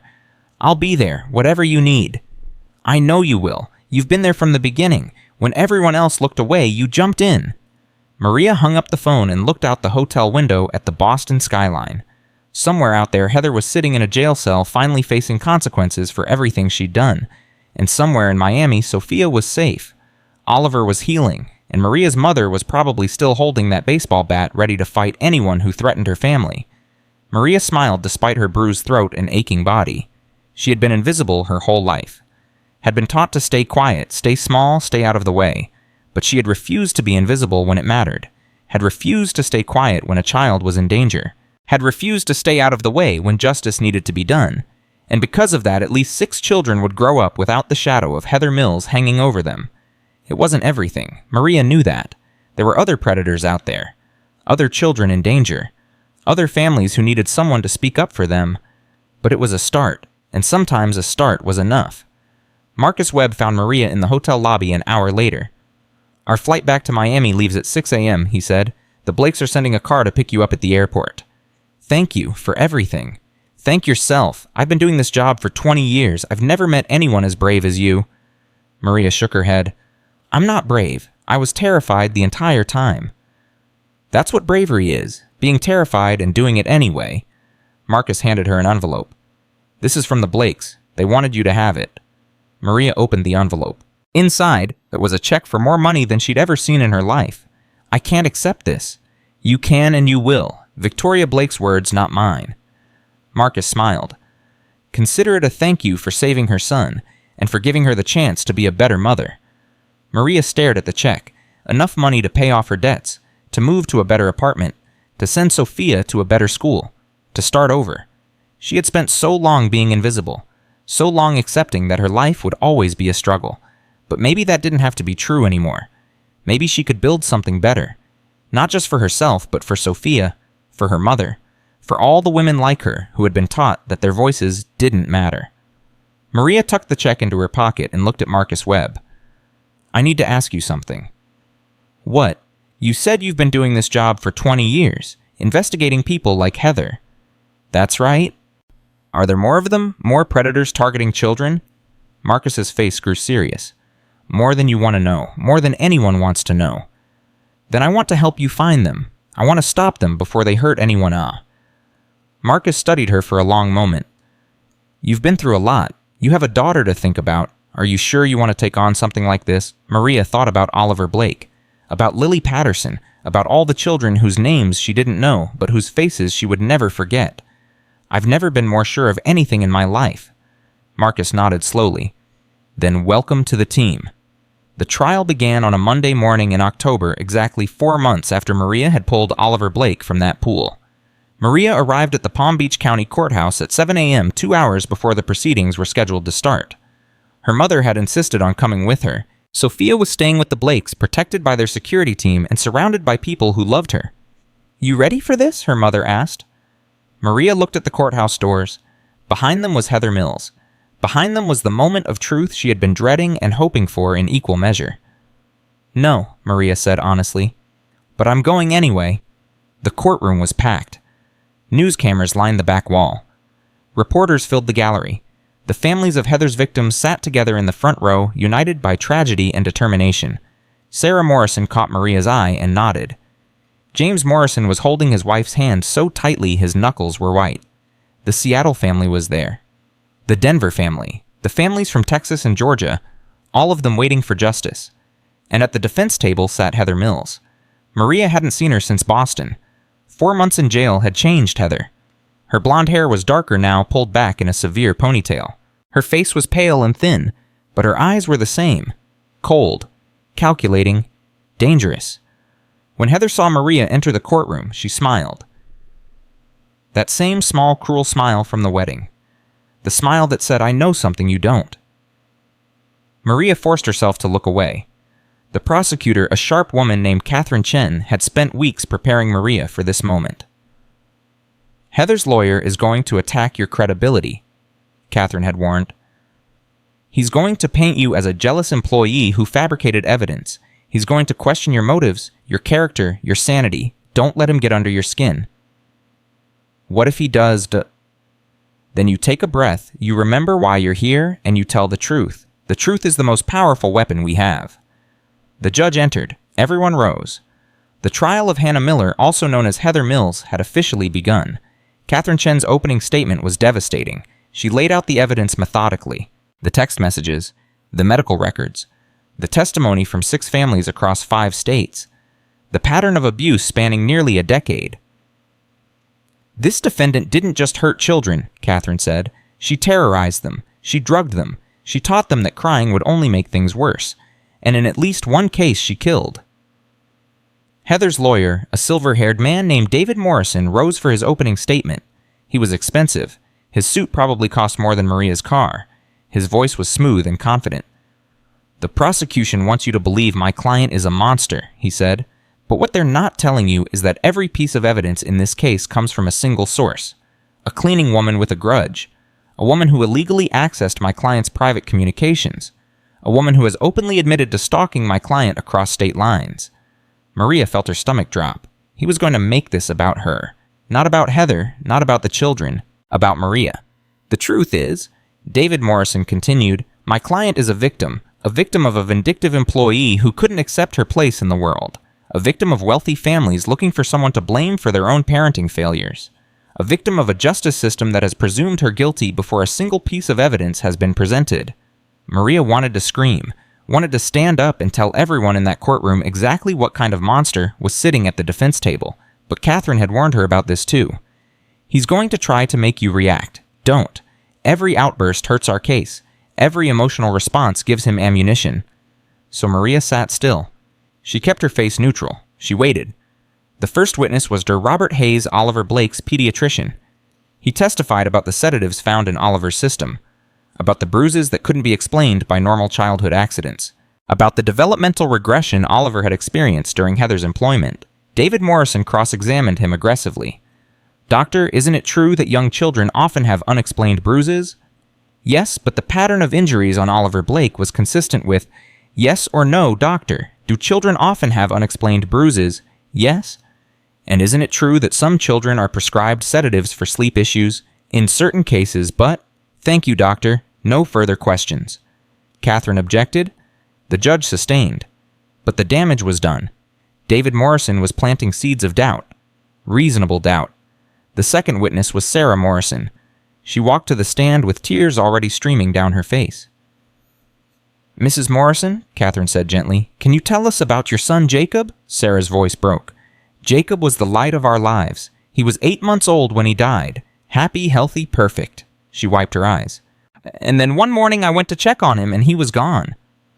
Who was caring for Jacob at the time of his death? "The defendant, Hannah Miller. We knew her as Heather Mills." "Did you suspect anything was wrong before Jacob died?" Sarah hesitated. Looking back, yes. Jacob had started crying whenever Heather held him. He would go quiet and still when she was around. "I thought he was just going through a phase." Her voice cracked. "I should have known. I should have seen." David Morrison rose for cross-examination. "Mrs. Morrison, I'm very sorry for your loss. I can't imagine how difficult this must be for you." "Thank you. But I need to ask you some difficult questions. You testified that Jacob cried when my client held him. But isn't it true that babies cry for many reasons?" "Yes." "And isn't it true that Jacob's death was officially ruled a SIDS, sudden infant death syndrome?" "That's what they told us." "So no medical professional ever determined that my client had anything to do with Jacob's death?" Sarah's jaw tightened. "No, but—" No further questions. Maria watched Sarah walk back to her seat, defeated. James put his arm around her and she collapsed against him, sobbing silently. This was how it was going to go.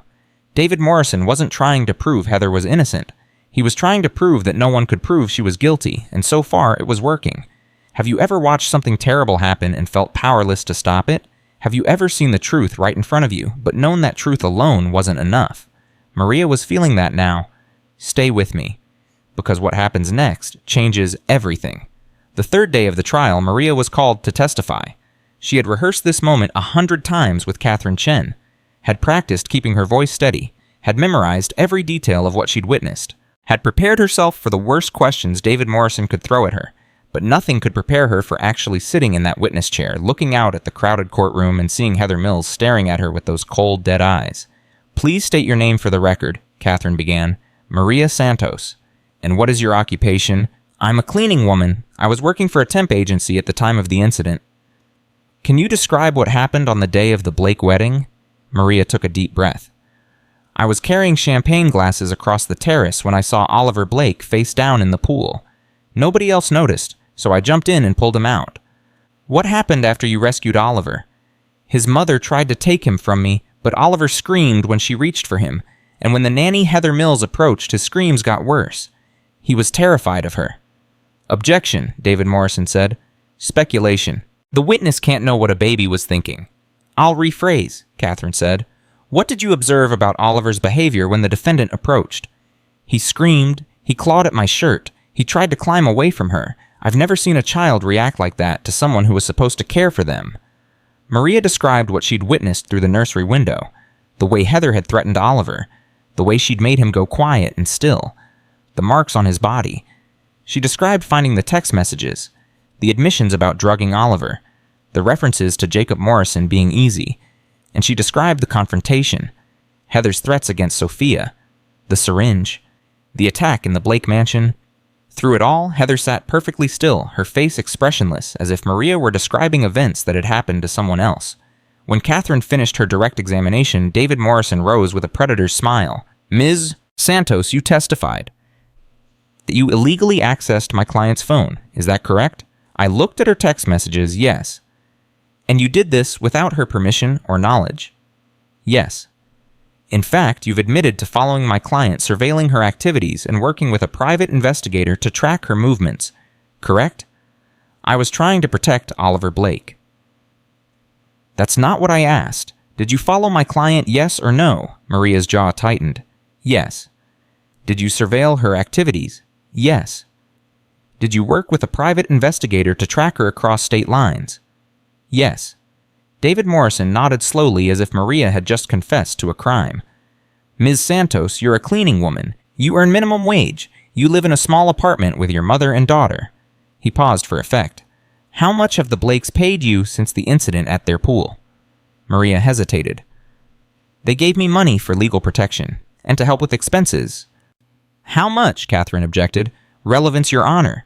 I'm establishing bias, David Morrison said. I'll allow it. Answer the question, Ms. Santos. Maria felt her face burning. They gave me $50,000. Gasps from the gallery. David Morrison smiled. $50,000. That's more than you earn in 3 years, and you expect this jury to believe your testimony isn't influenced by money. The money came after I reported what I saw, not before. But you knew the Blakes were wealthy. You knew they would be grateful if you helped them. I didn't do this for money. I did it because Oliver was being hurt. So you say, but isn't it true that you have a history of making accusations against wealthy employers? Maria blinked. What? No? Isn't it true that 3 years ago you accused a previous employer of harassment and received a settlement? That was different. He actually harassed me. And you received money for making that accusation. It was a settlement. You received money, yes or no? Maria's hands were shaking. Yes, but no further questions. Maria walked back to her seat, feeling like she'd been torn apart. Catherine gave her a reassuring nod, but Maria could see the worry in her eyes. David Morrison had done exactly what he promised. He'd made this about Maria, about her credibility, about her motives, and the jury had listened. The trial continued for 2 more weeks.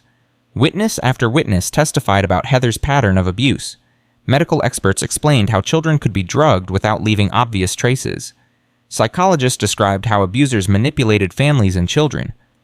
But David Morrison attacked every witness, found inconsistencies in their stories, questioned their memories, suggested alternative explanations for everything.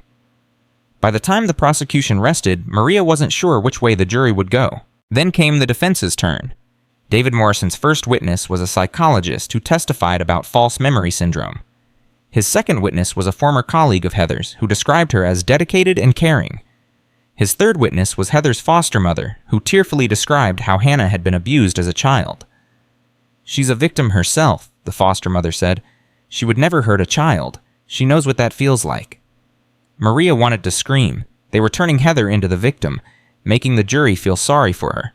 But the worst was yet to come. On the 12th day of the trial, David Morrison called his final witness, Heather Mills herself. The courtroom went silent as Heather walked to the stand. She was wearing a modest dress. Her hair was pulled back neatly. She looked young and vulnerable and completely innocent. Ms. Miller, David Morrison began gently, I know this must be incredibly difficult for you, but I need you to tell the jury what really happened. Heather's voice trembled. I loved those children, every single one of them. I became a nanny because I wanted to help families. I wanted to give children the care I never had growing up. Can you describe your childhood? Heather's eyes filled with tears. My mother hurt me, every day, in ways I can't even talk about. She wiped her eyes. I was taken from her when I was 7. After that, I bounced between foster homes. Some were good, some were worse than my mother. How did that experience shape you? It made me want to protect children, to give them the safety and love I never had. Heather looked directly at the jury. I would never hurt a child. Never. The idea makes me physically sick. Then how do you explain the accusations against you? I don't know. Heather shook her head helplessly.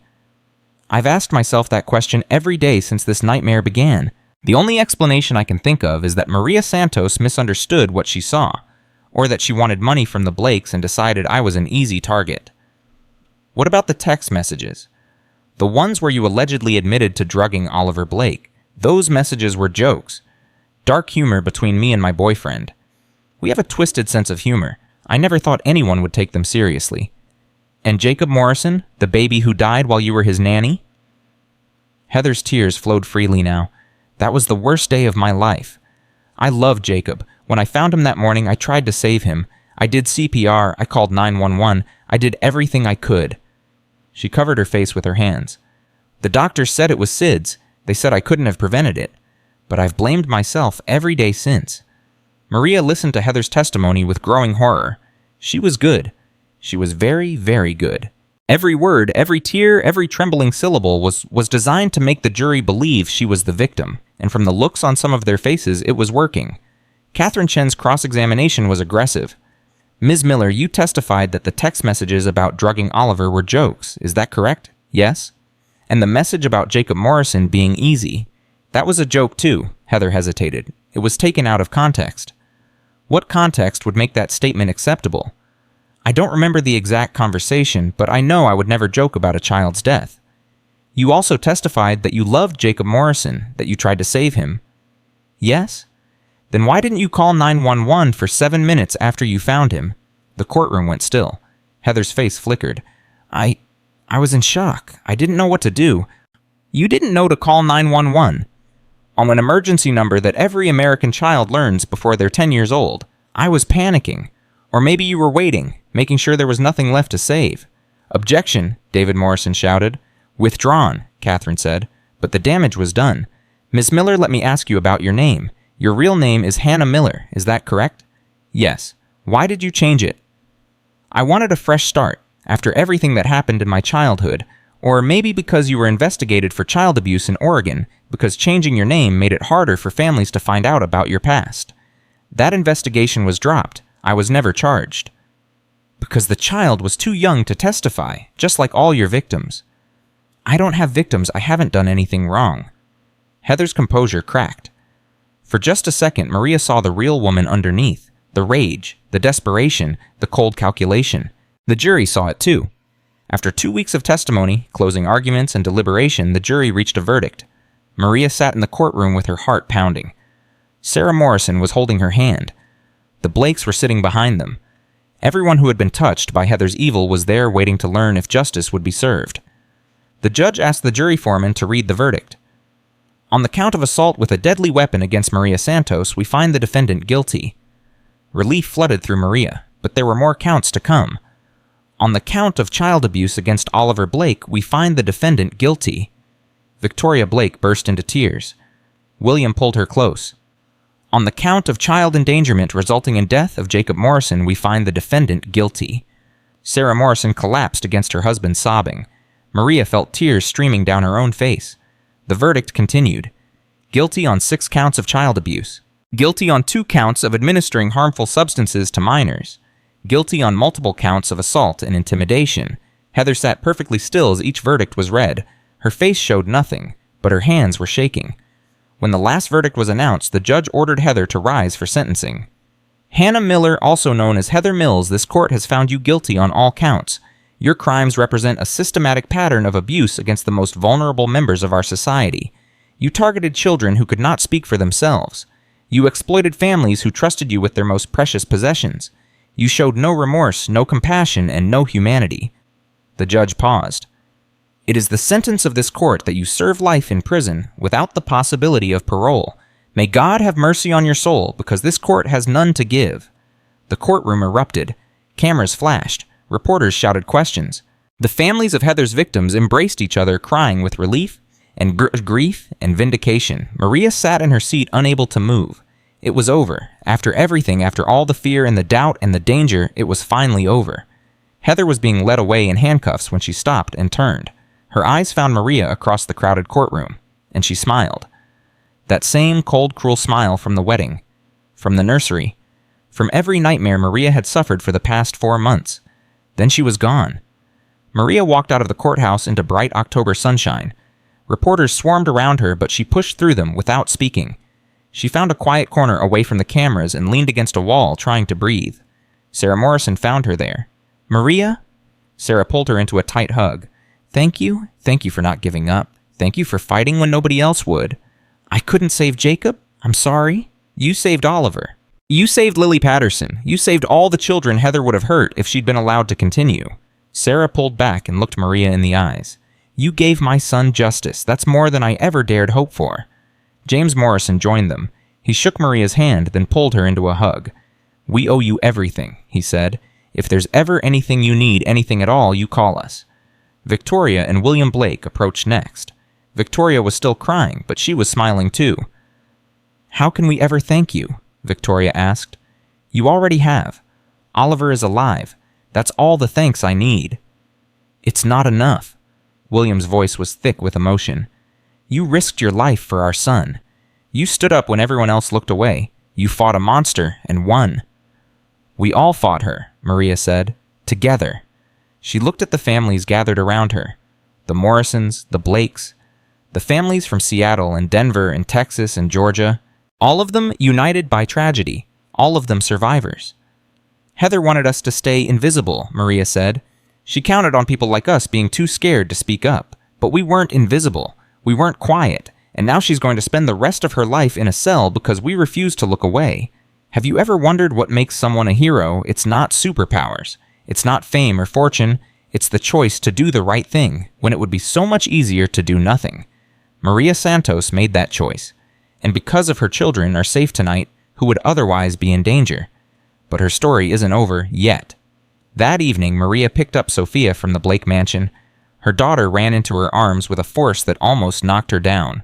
"Mama, you're back? Did you win? Did the bad lady go to jail?"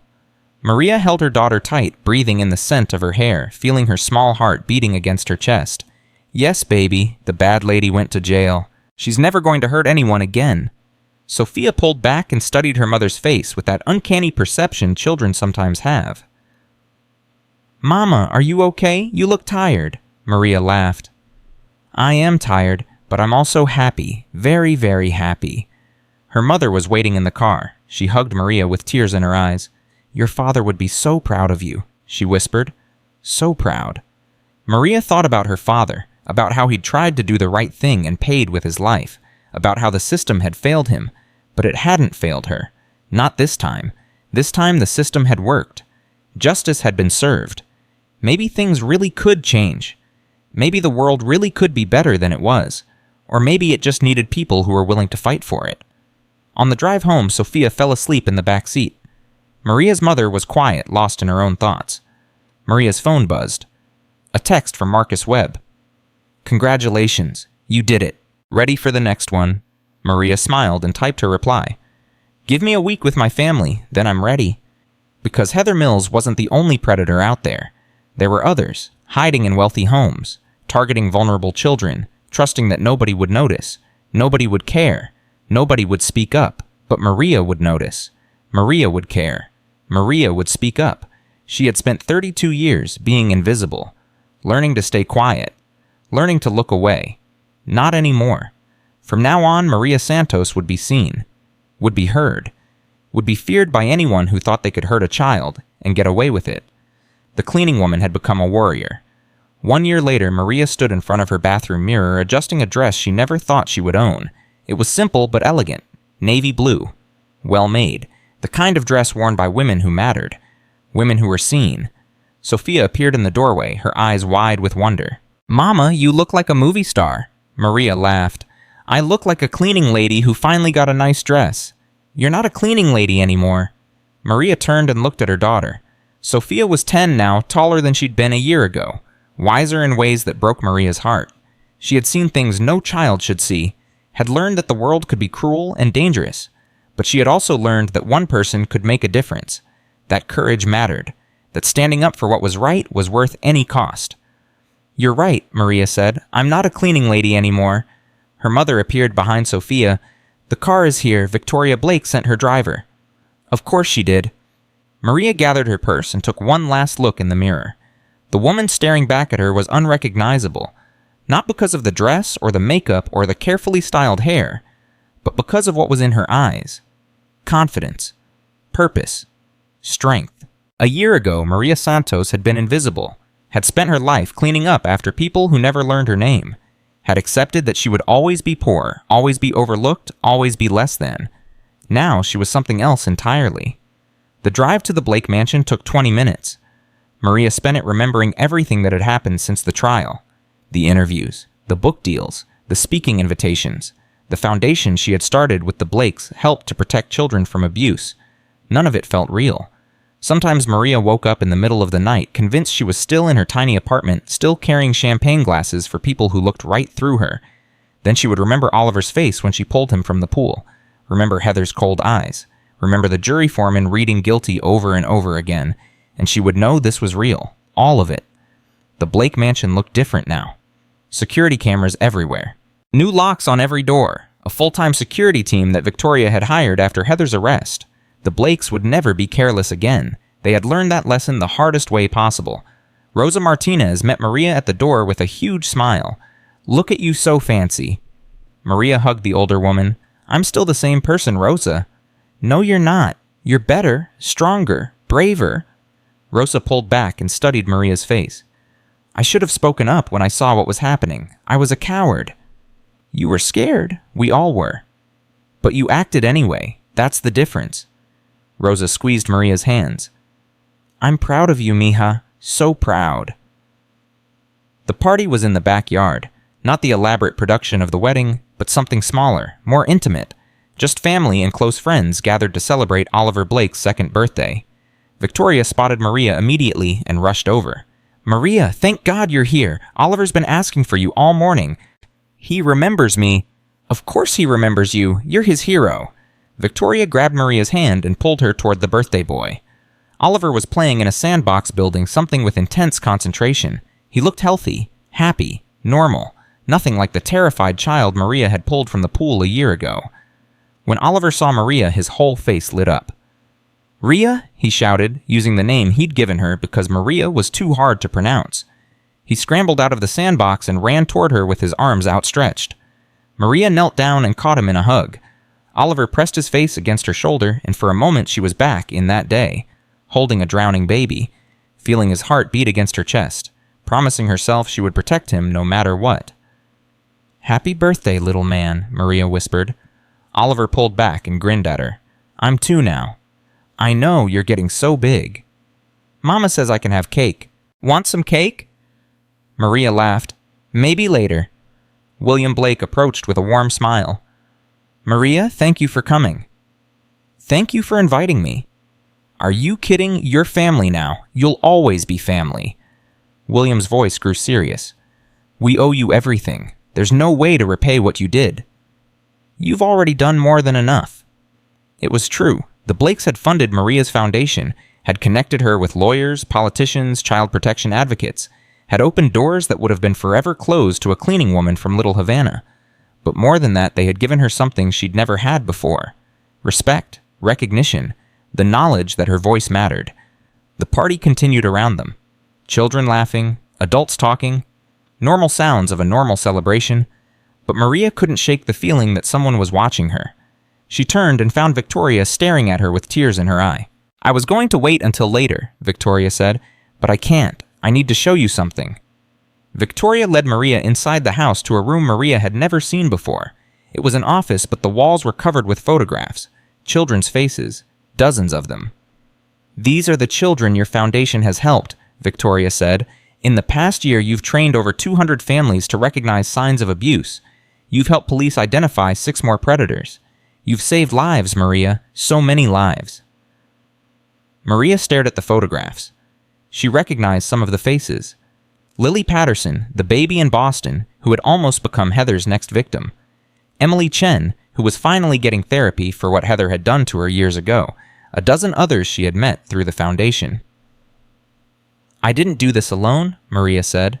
You and William, the other families, Marcus Webb, Detective Cross, everyone helped. But you started it. You jumped into that pool when everyone else looked away.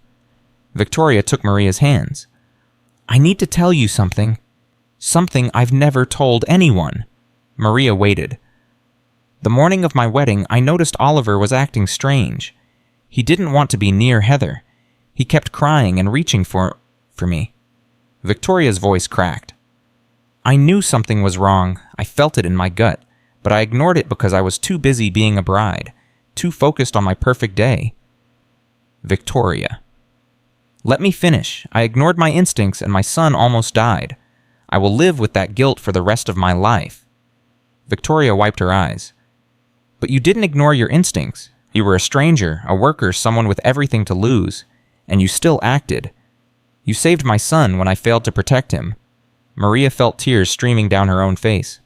You didn't fail him. Heather fooled everyone. She didn't fool you? They stood in silence for a moment. 2 women who had been changed forever by what happened that day.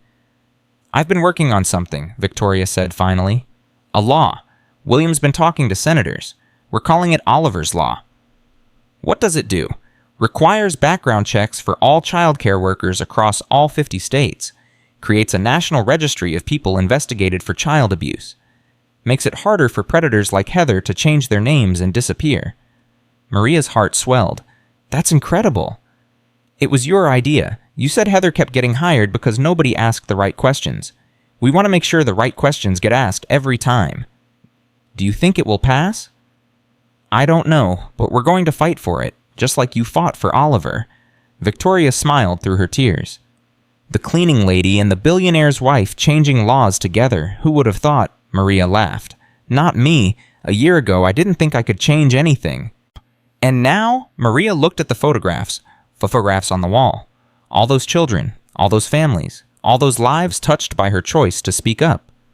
Now I know better.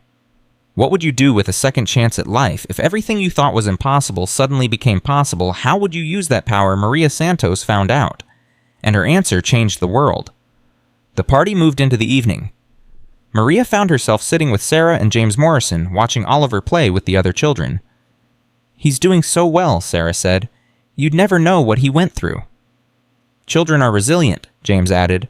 More resilient than adults give them credit for. Maria watched Oliver laugh at something another child said. A year ago, that laugh had been silent. A year ago, Oliver had learned that making noise brought pain.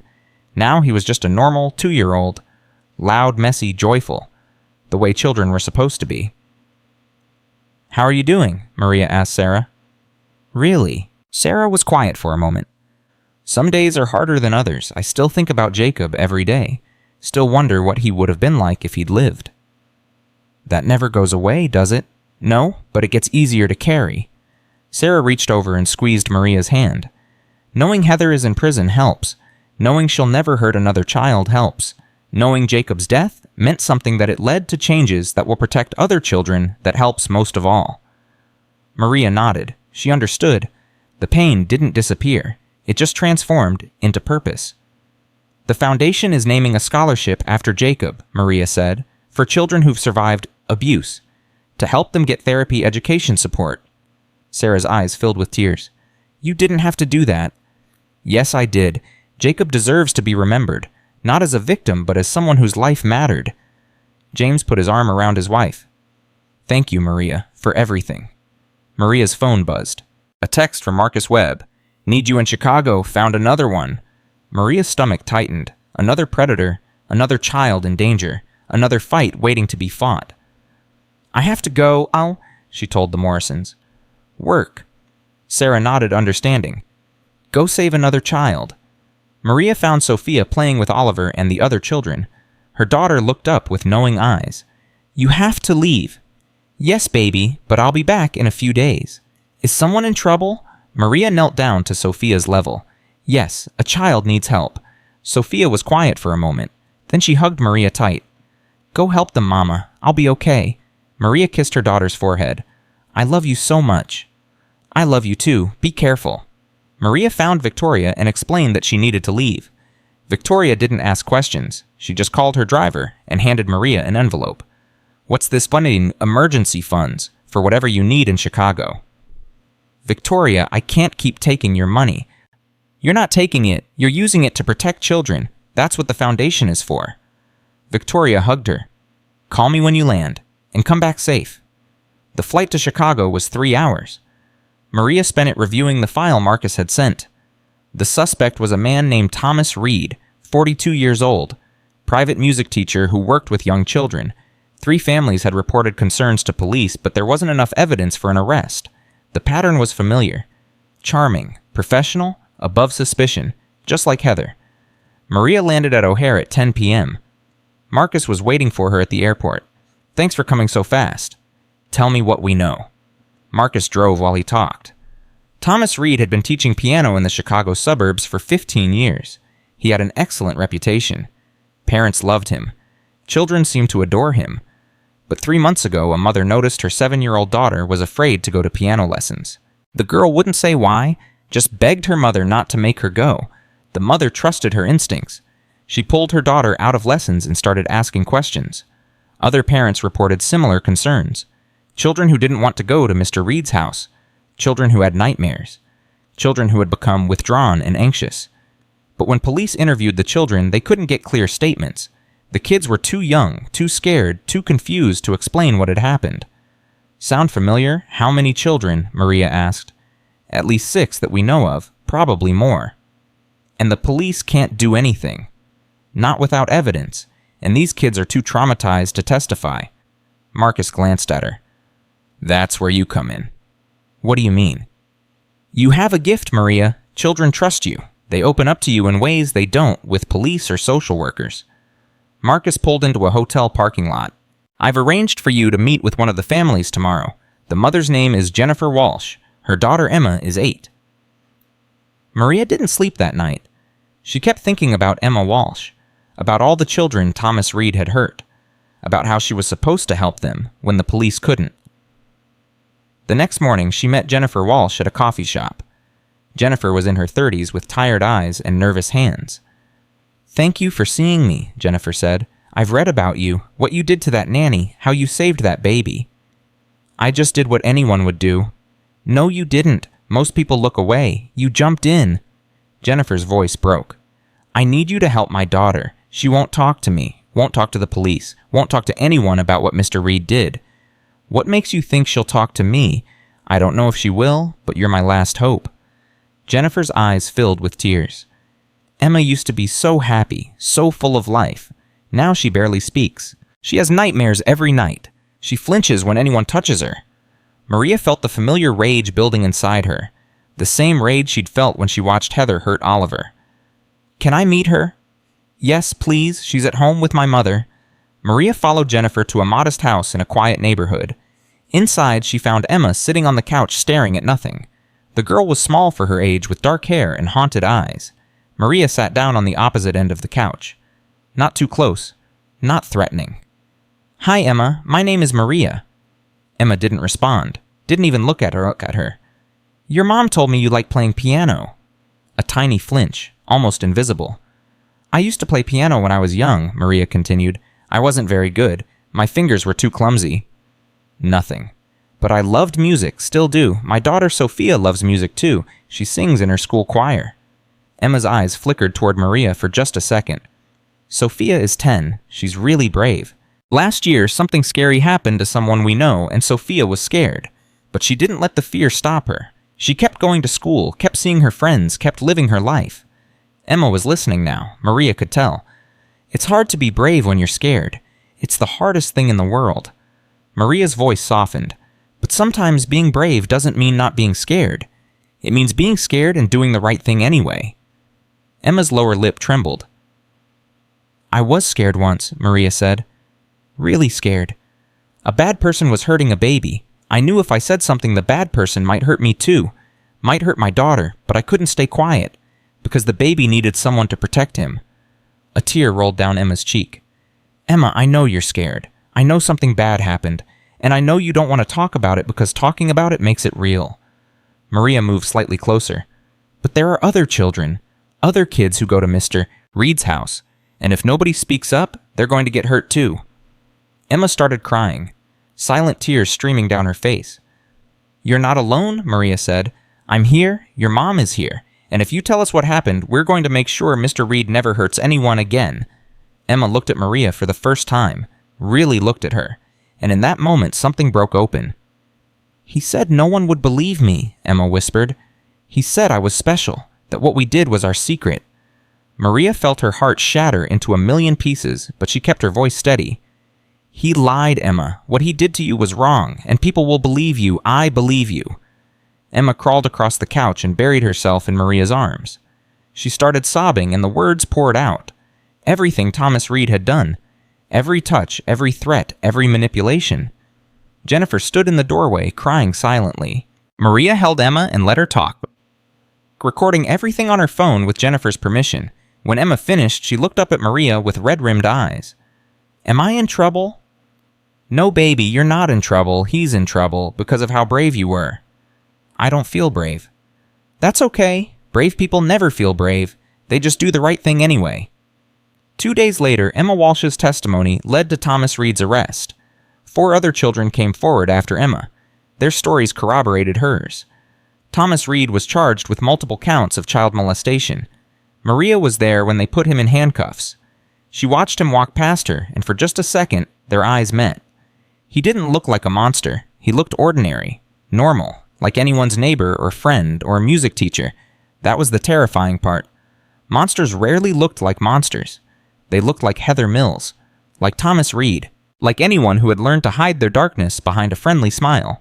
Maria flew back to Miami the next day. Sophia was waiting at the airport with a handmade sign that said, "Welcome home, Mama." Maria hugged her daughter so hard Sophia laughed. "Mama, I can't breathe." "Sorry, baby, I just missed you so much." "Did you help the kids in Chicago?" "Yes, we got the bad guy." Sophia grinned. "I knew you would." That evening, Maria sat with her mother on the small balcony of their new apartment. It was bigger than their old place in a safer neighborhood. The foundation salary allowed Maria to finally give her family the security they deserved. "You've been quiet all day," her mother said. "What's on your mind?" Maria was silent for a moment. "I keep thinking about Papa." "What about him? He tried to do the right thing and it destroyed him. The system failed him." Maria turned to look at her mother. "Why did it work for me when it didn't work for him?" Her mother considered the question. "Times have changed. There's more awareness now about abuse, more support for people who speak up." "But that's not the only reason." "No, it's not." Her mother reached over and took Maria's hand. "The difference is that your father was alone. He didn't have allies, didn't have resources, didn't have anyone fighting alongside him. And I had the Blakes. You had the Blakes. You had the Morrisons. You had that detective and the investigator. You had people who believed you." Her mother squeezed her hand. "Your father was brave, but bravery alone isn't enough. You need people. You need community. You need others who will stand with you when things get hard."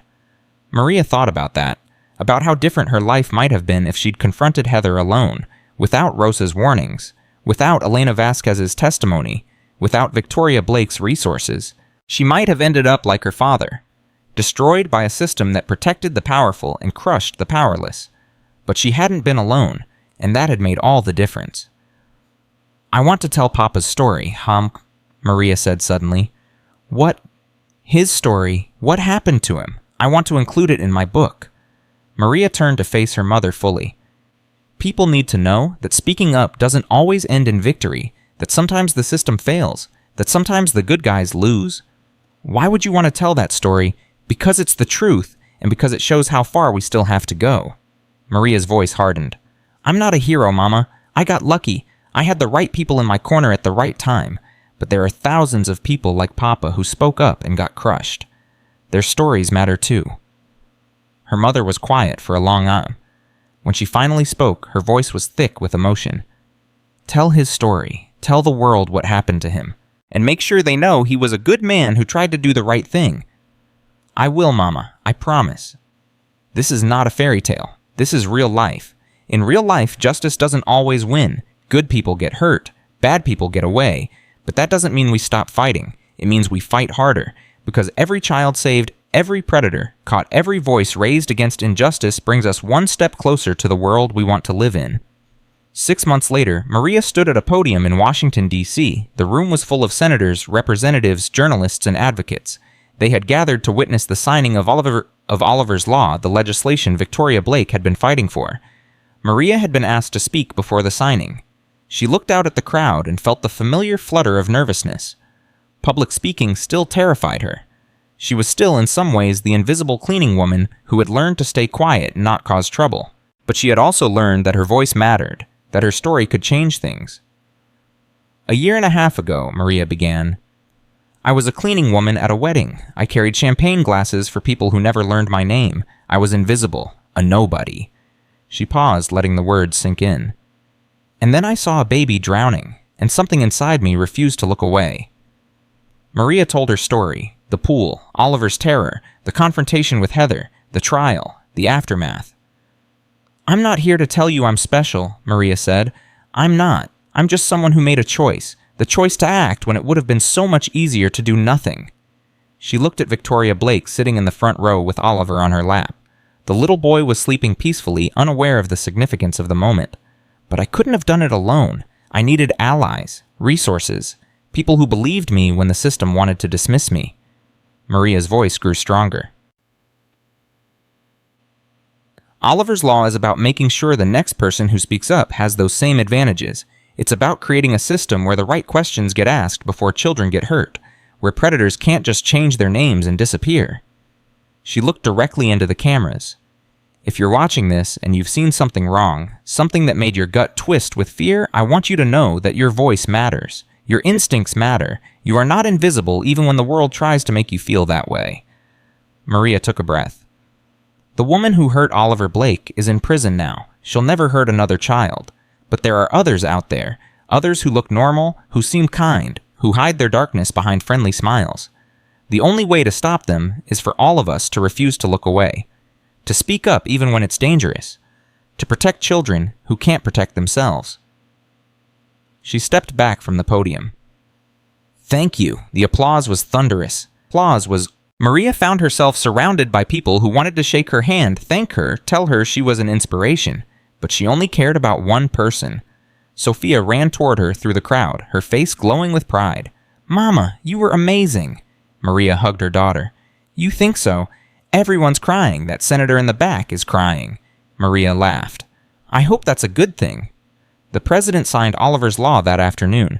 Maria stood behind him, next to Victoria and William Blake, as the bill became federal law. It wasn't perfect. No law was. There would still be predators who slipped through the cracks. Still be children who suffered because nobody noticed in time. But it was a step, a real meaningful step toward a world where children were safer. And Maria had helped make it happen. That evening, Maria returned to Miami. She had one more stop to make before going home. The prison where Heather Mills was serving her sentence was an hour outside the city. Maria had never visited before, had never wanted to see the woman who had caused so much pain. But something had been nagging at her for months, a question she needed answered. She sat in the visitation room waiting until Heather appeared on the other side of the glass. The nanny looked different, older, tired. The pretty mask was gone, replaced by something hollow and empty. Heather sat down and picked up the phone. Maria did the same. "I didn't think you'd ever come," Heather said. "Neither did I." "So why are you here?" Maria had thought about this question for weeks, had rehearsed what she wanted to say. "I need to understand something." "Understand what?" "Why? Why did you hurt those children? Why did you kill Jacob Morrison?" Heather was silent for a long moment. Then she laughed, a hollow, broken sound.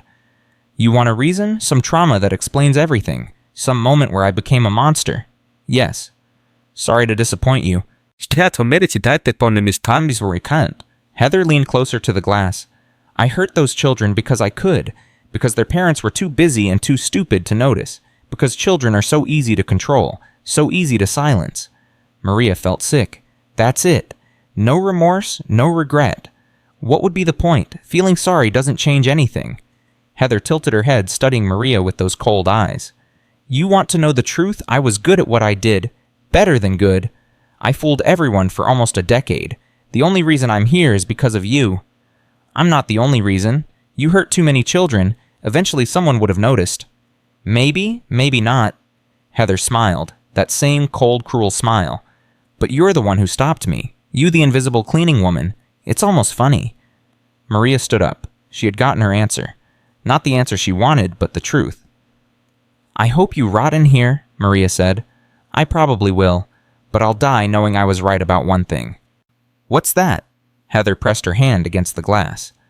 There are more like me. Hundreds. Thousands. People who look normal, who hide what they are, who hurt children because nobody stops them. Her smile widened. You can't catch them all, Maria. No matter how many laws you pass or speeches you give, the monsters will always win in the end. Maria stared at the woman who had haunted her nightmares for a year and a half, and for the first time she felt something other than fear or rage. She felt pity. You're wrong, Maria said. We don't have to catch them all. We just have to make it harder for them to hide. We just have to give children more chances to be heard. We just have to keep fighting one predator at a time, one child at a time, until people like you have nowhere left to run. She hung up the phone and walked away. Heather called after her, shouting something Maria couldn't hear through the glass. She didn't look back. Maria drove home as the sun was setting over Miami. Sophia was waiting for her on the steps of their apartment building. How was it? Sophia asked. Hard, but necessary. Did you get what you needed? Maria thought about the question, about Heather's empty eyes, about her certainty that the monsters would always win. Yes, Maria said. I did. That night, Maria sat at her computer and started writing. Not a speech, not a report, a letter. To the child who is being hurt right now and doesn't know how to ask for help. To the adult who sees something wrong and is afraid to speak up. To everyone who has ever felt invisible, powerless, alone. She wrote about her father who tried to do the right thing and was destroyed by a system that didn't care. She wrote about Oliver Blake who was saved because one person refused to look away.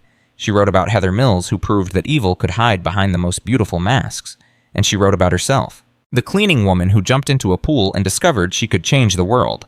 You are not invisible, Maria wrote. Your voice matters. Your instincts matter. When you see something wrong, don't look away. Don't stay quiet. Don't convince yourself it's someone else's problem. Because here's the truth, the monsters count on our silence. They count on us being too scared, as too powerless, too invisible to stop them. Every time we look away, they win. Every time we speak up, we take that power back. I was nobody, a cleaning woman, a single mother barely making ends meet. I had no money, no connections, no authority. But I had something more important. I had the courage to act when action was needed. You have that same courage inside you. I promise you do. You just have to find it. And when you do, you'll discover something amazing. You were never invisible. You were always powerful. You just didn't know it yet. Maria finished the letter at 3 a.m. She read it over. Or once, then hit publish on the Foundation's website. By morning, it had been shared 50,000 times. By noon, it had reached 1 million. By evening, Maria's phone was ringing off the hook. Journalists, advocates, parents who had read her letter and finally found the courage to report what they had seen. Sophia found Maria sitting on the balcony watching the Miami sunset. Mama, are you okay? Maria pulled her daughter close. I'm more than okay, baby. I'm exactly where I'm supposed to be. 1 year and 8 months after she pulled Oliver Blake from a swimming pool, Maria Santos had become something she never imagined possible. Not a hero, she refused that word. A voice, a force. A reminder that ordinary people could do extraordinary things when they refused to look away. The fight wasn't over. It would never be over. There would always be more predators, more children in danger, more systems that needed to change. But Maria had learned something important in the past year, something Heather Mills would never understand. The monsters didn't win because they were stronger. They won because good people stayed silent, and Maria Santos would never be silent again. She had started as a cleaning woman, invisible and powerless. She had become a warrior fighting for those who couldn't fight for themselves. And she had proven once and for all that the smallest voice could shake the entire world. All you had to do was speak up.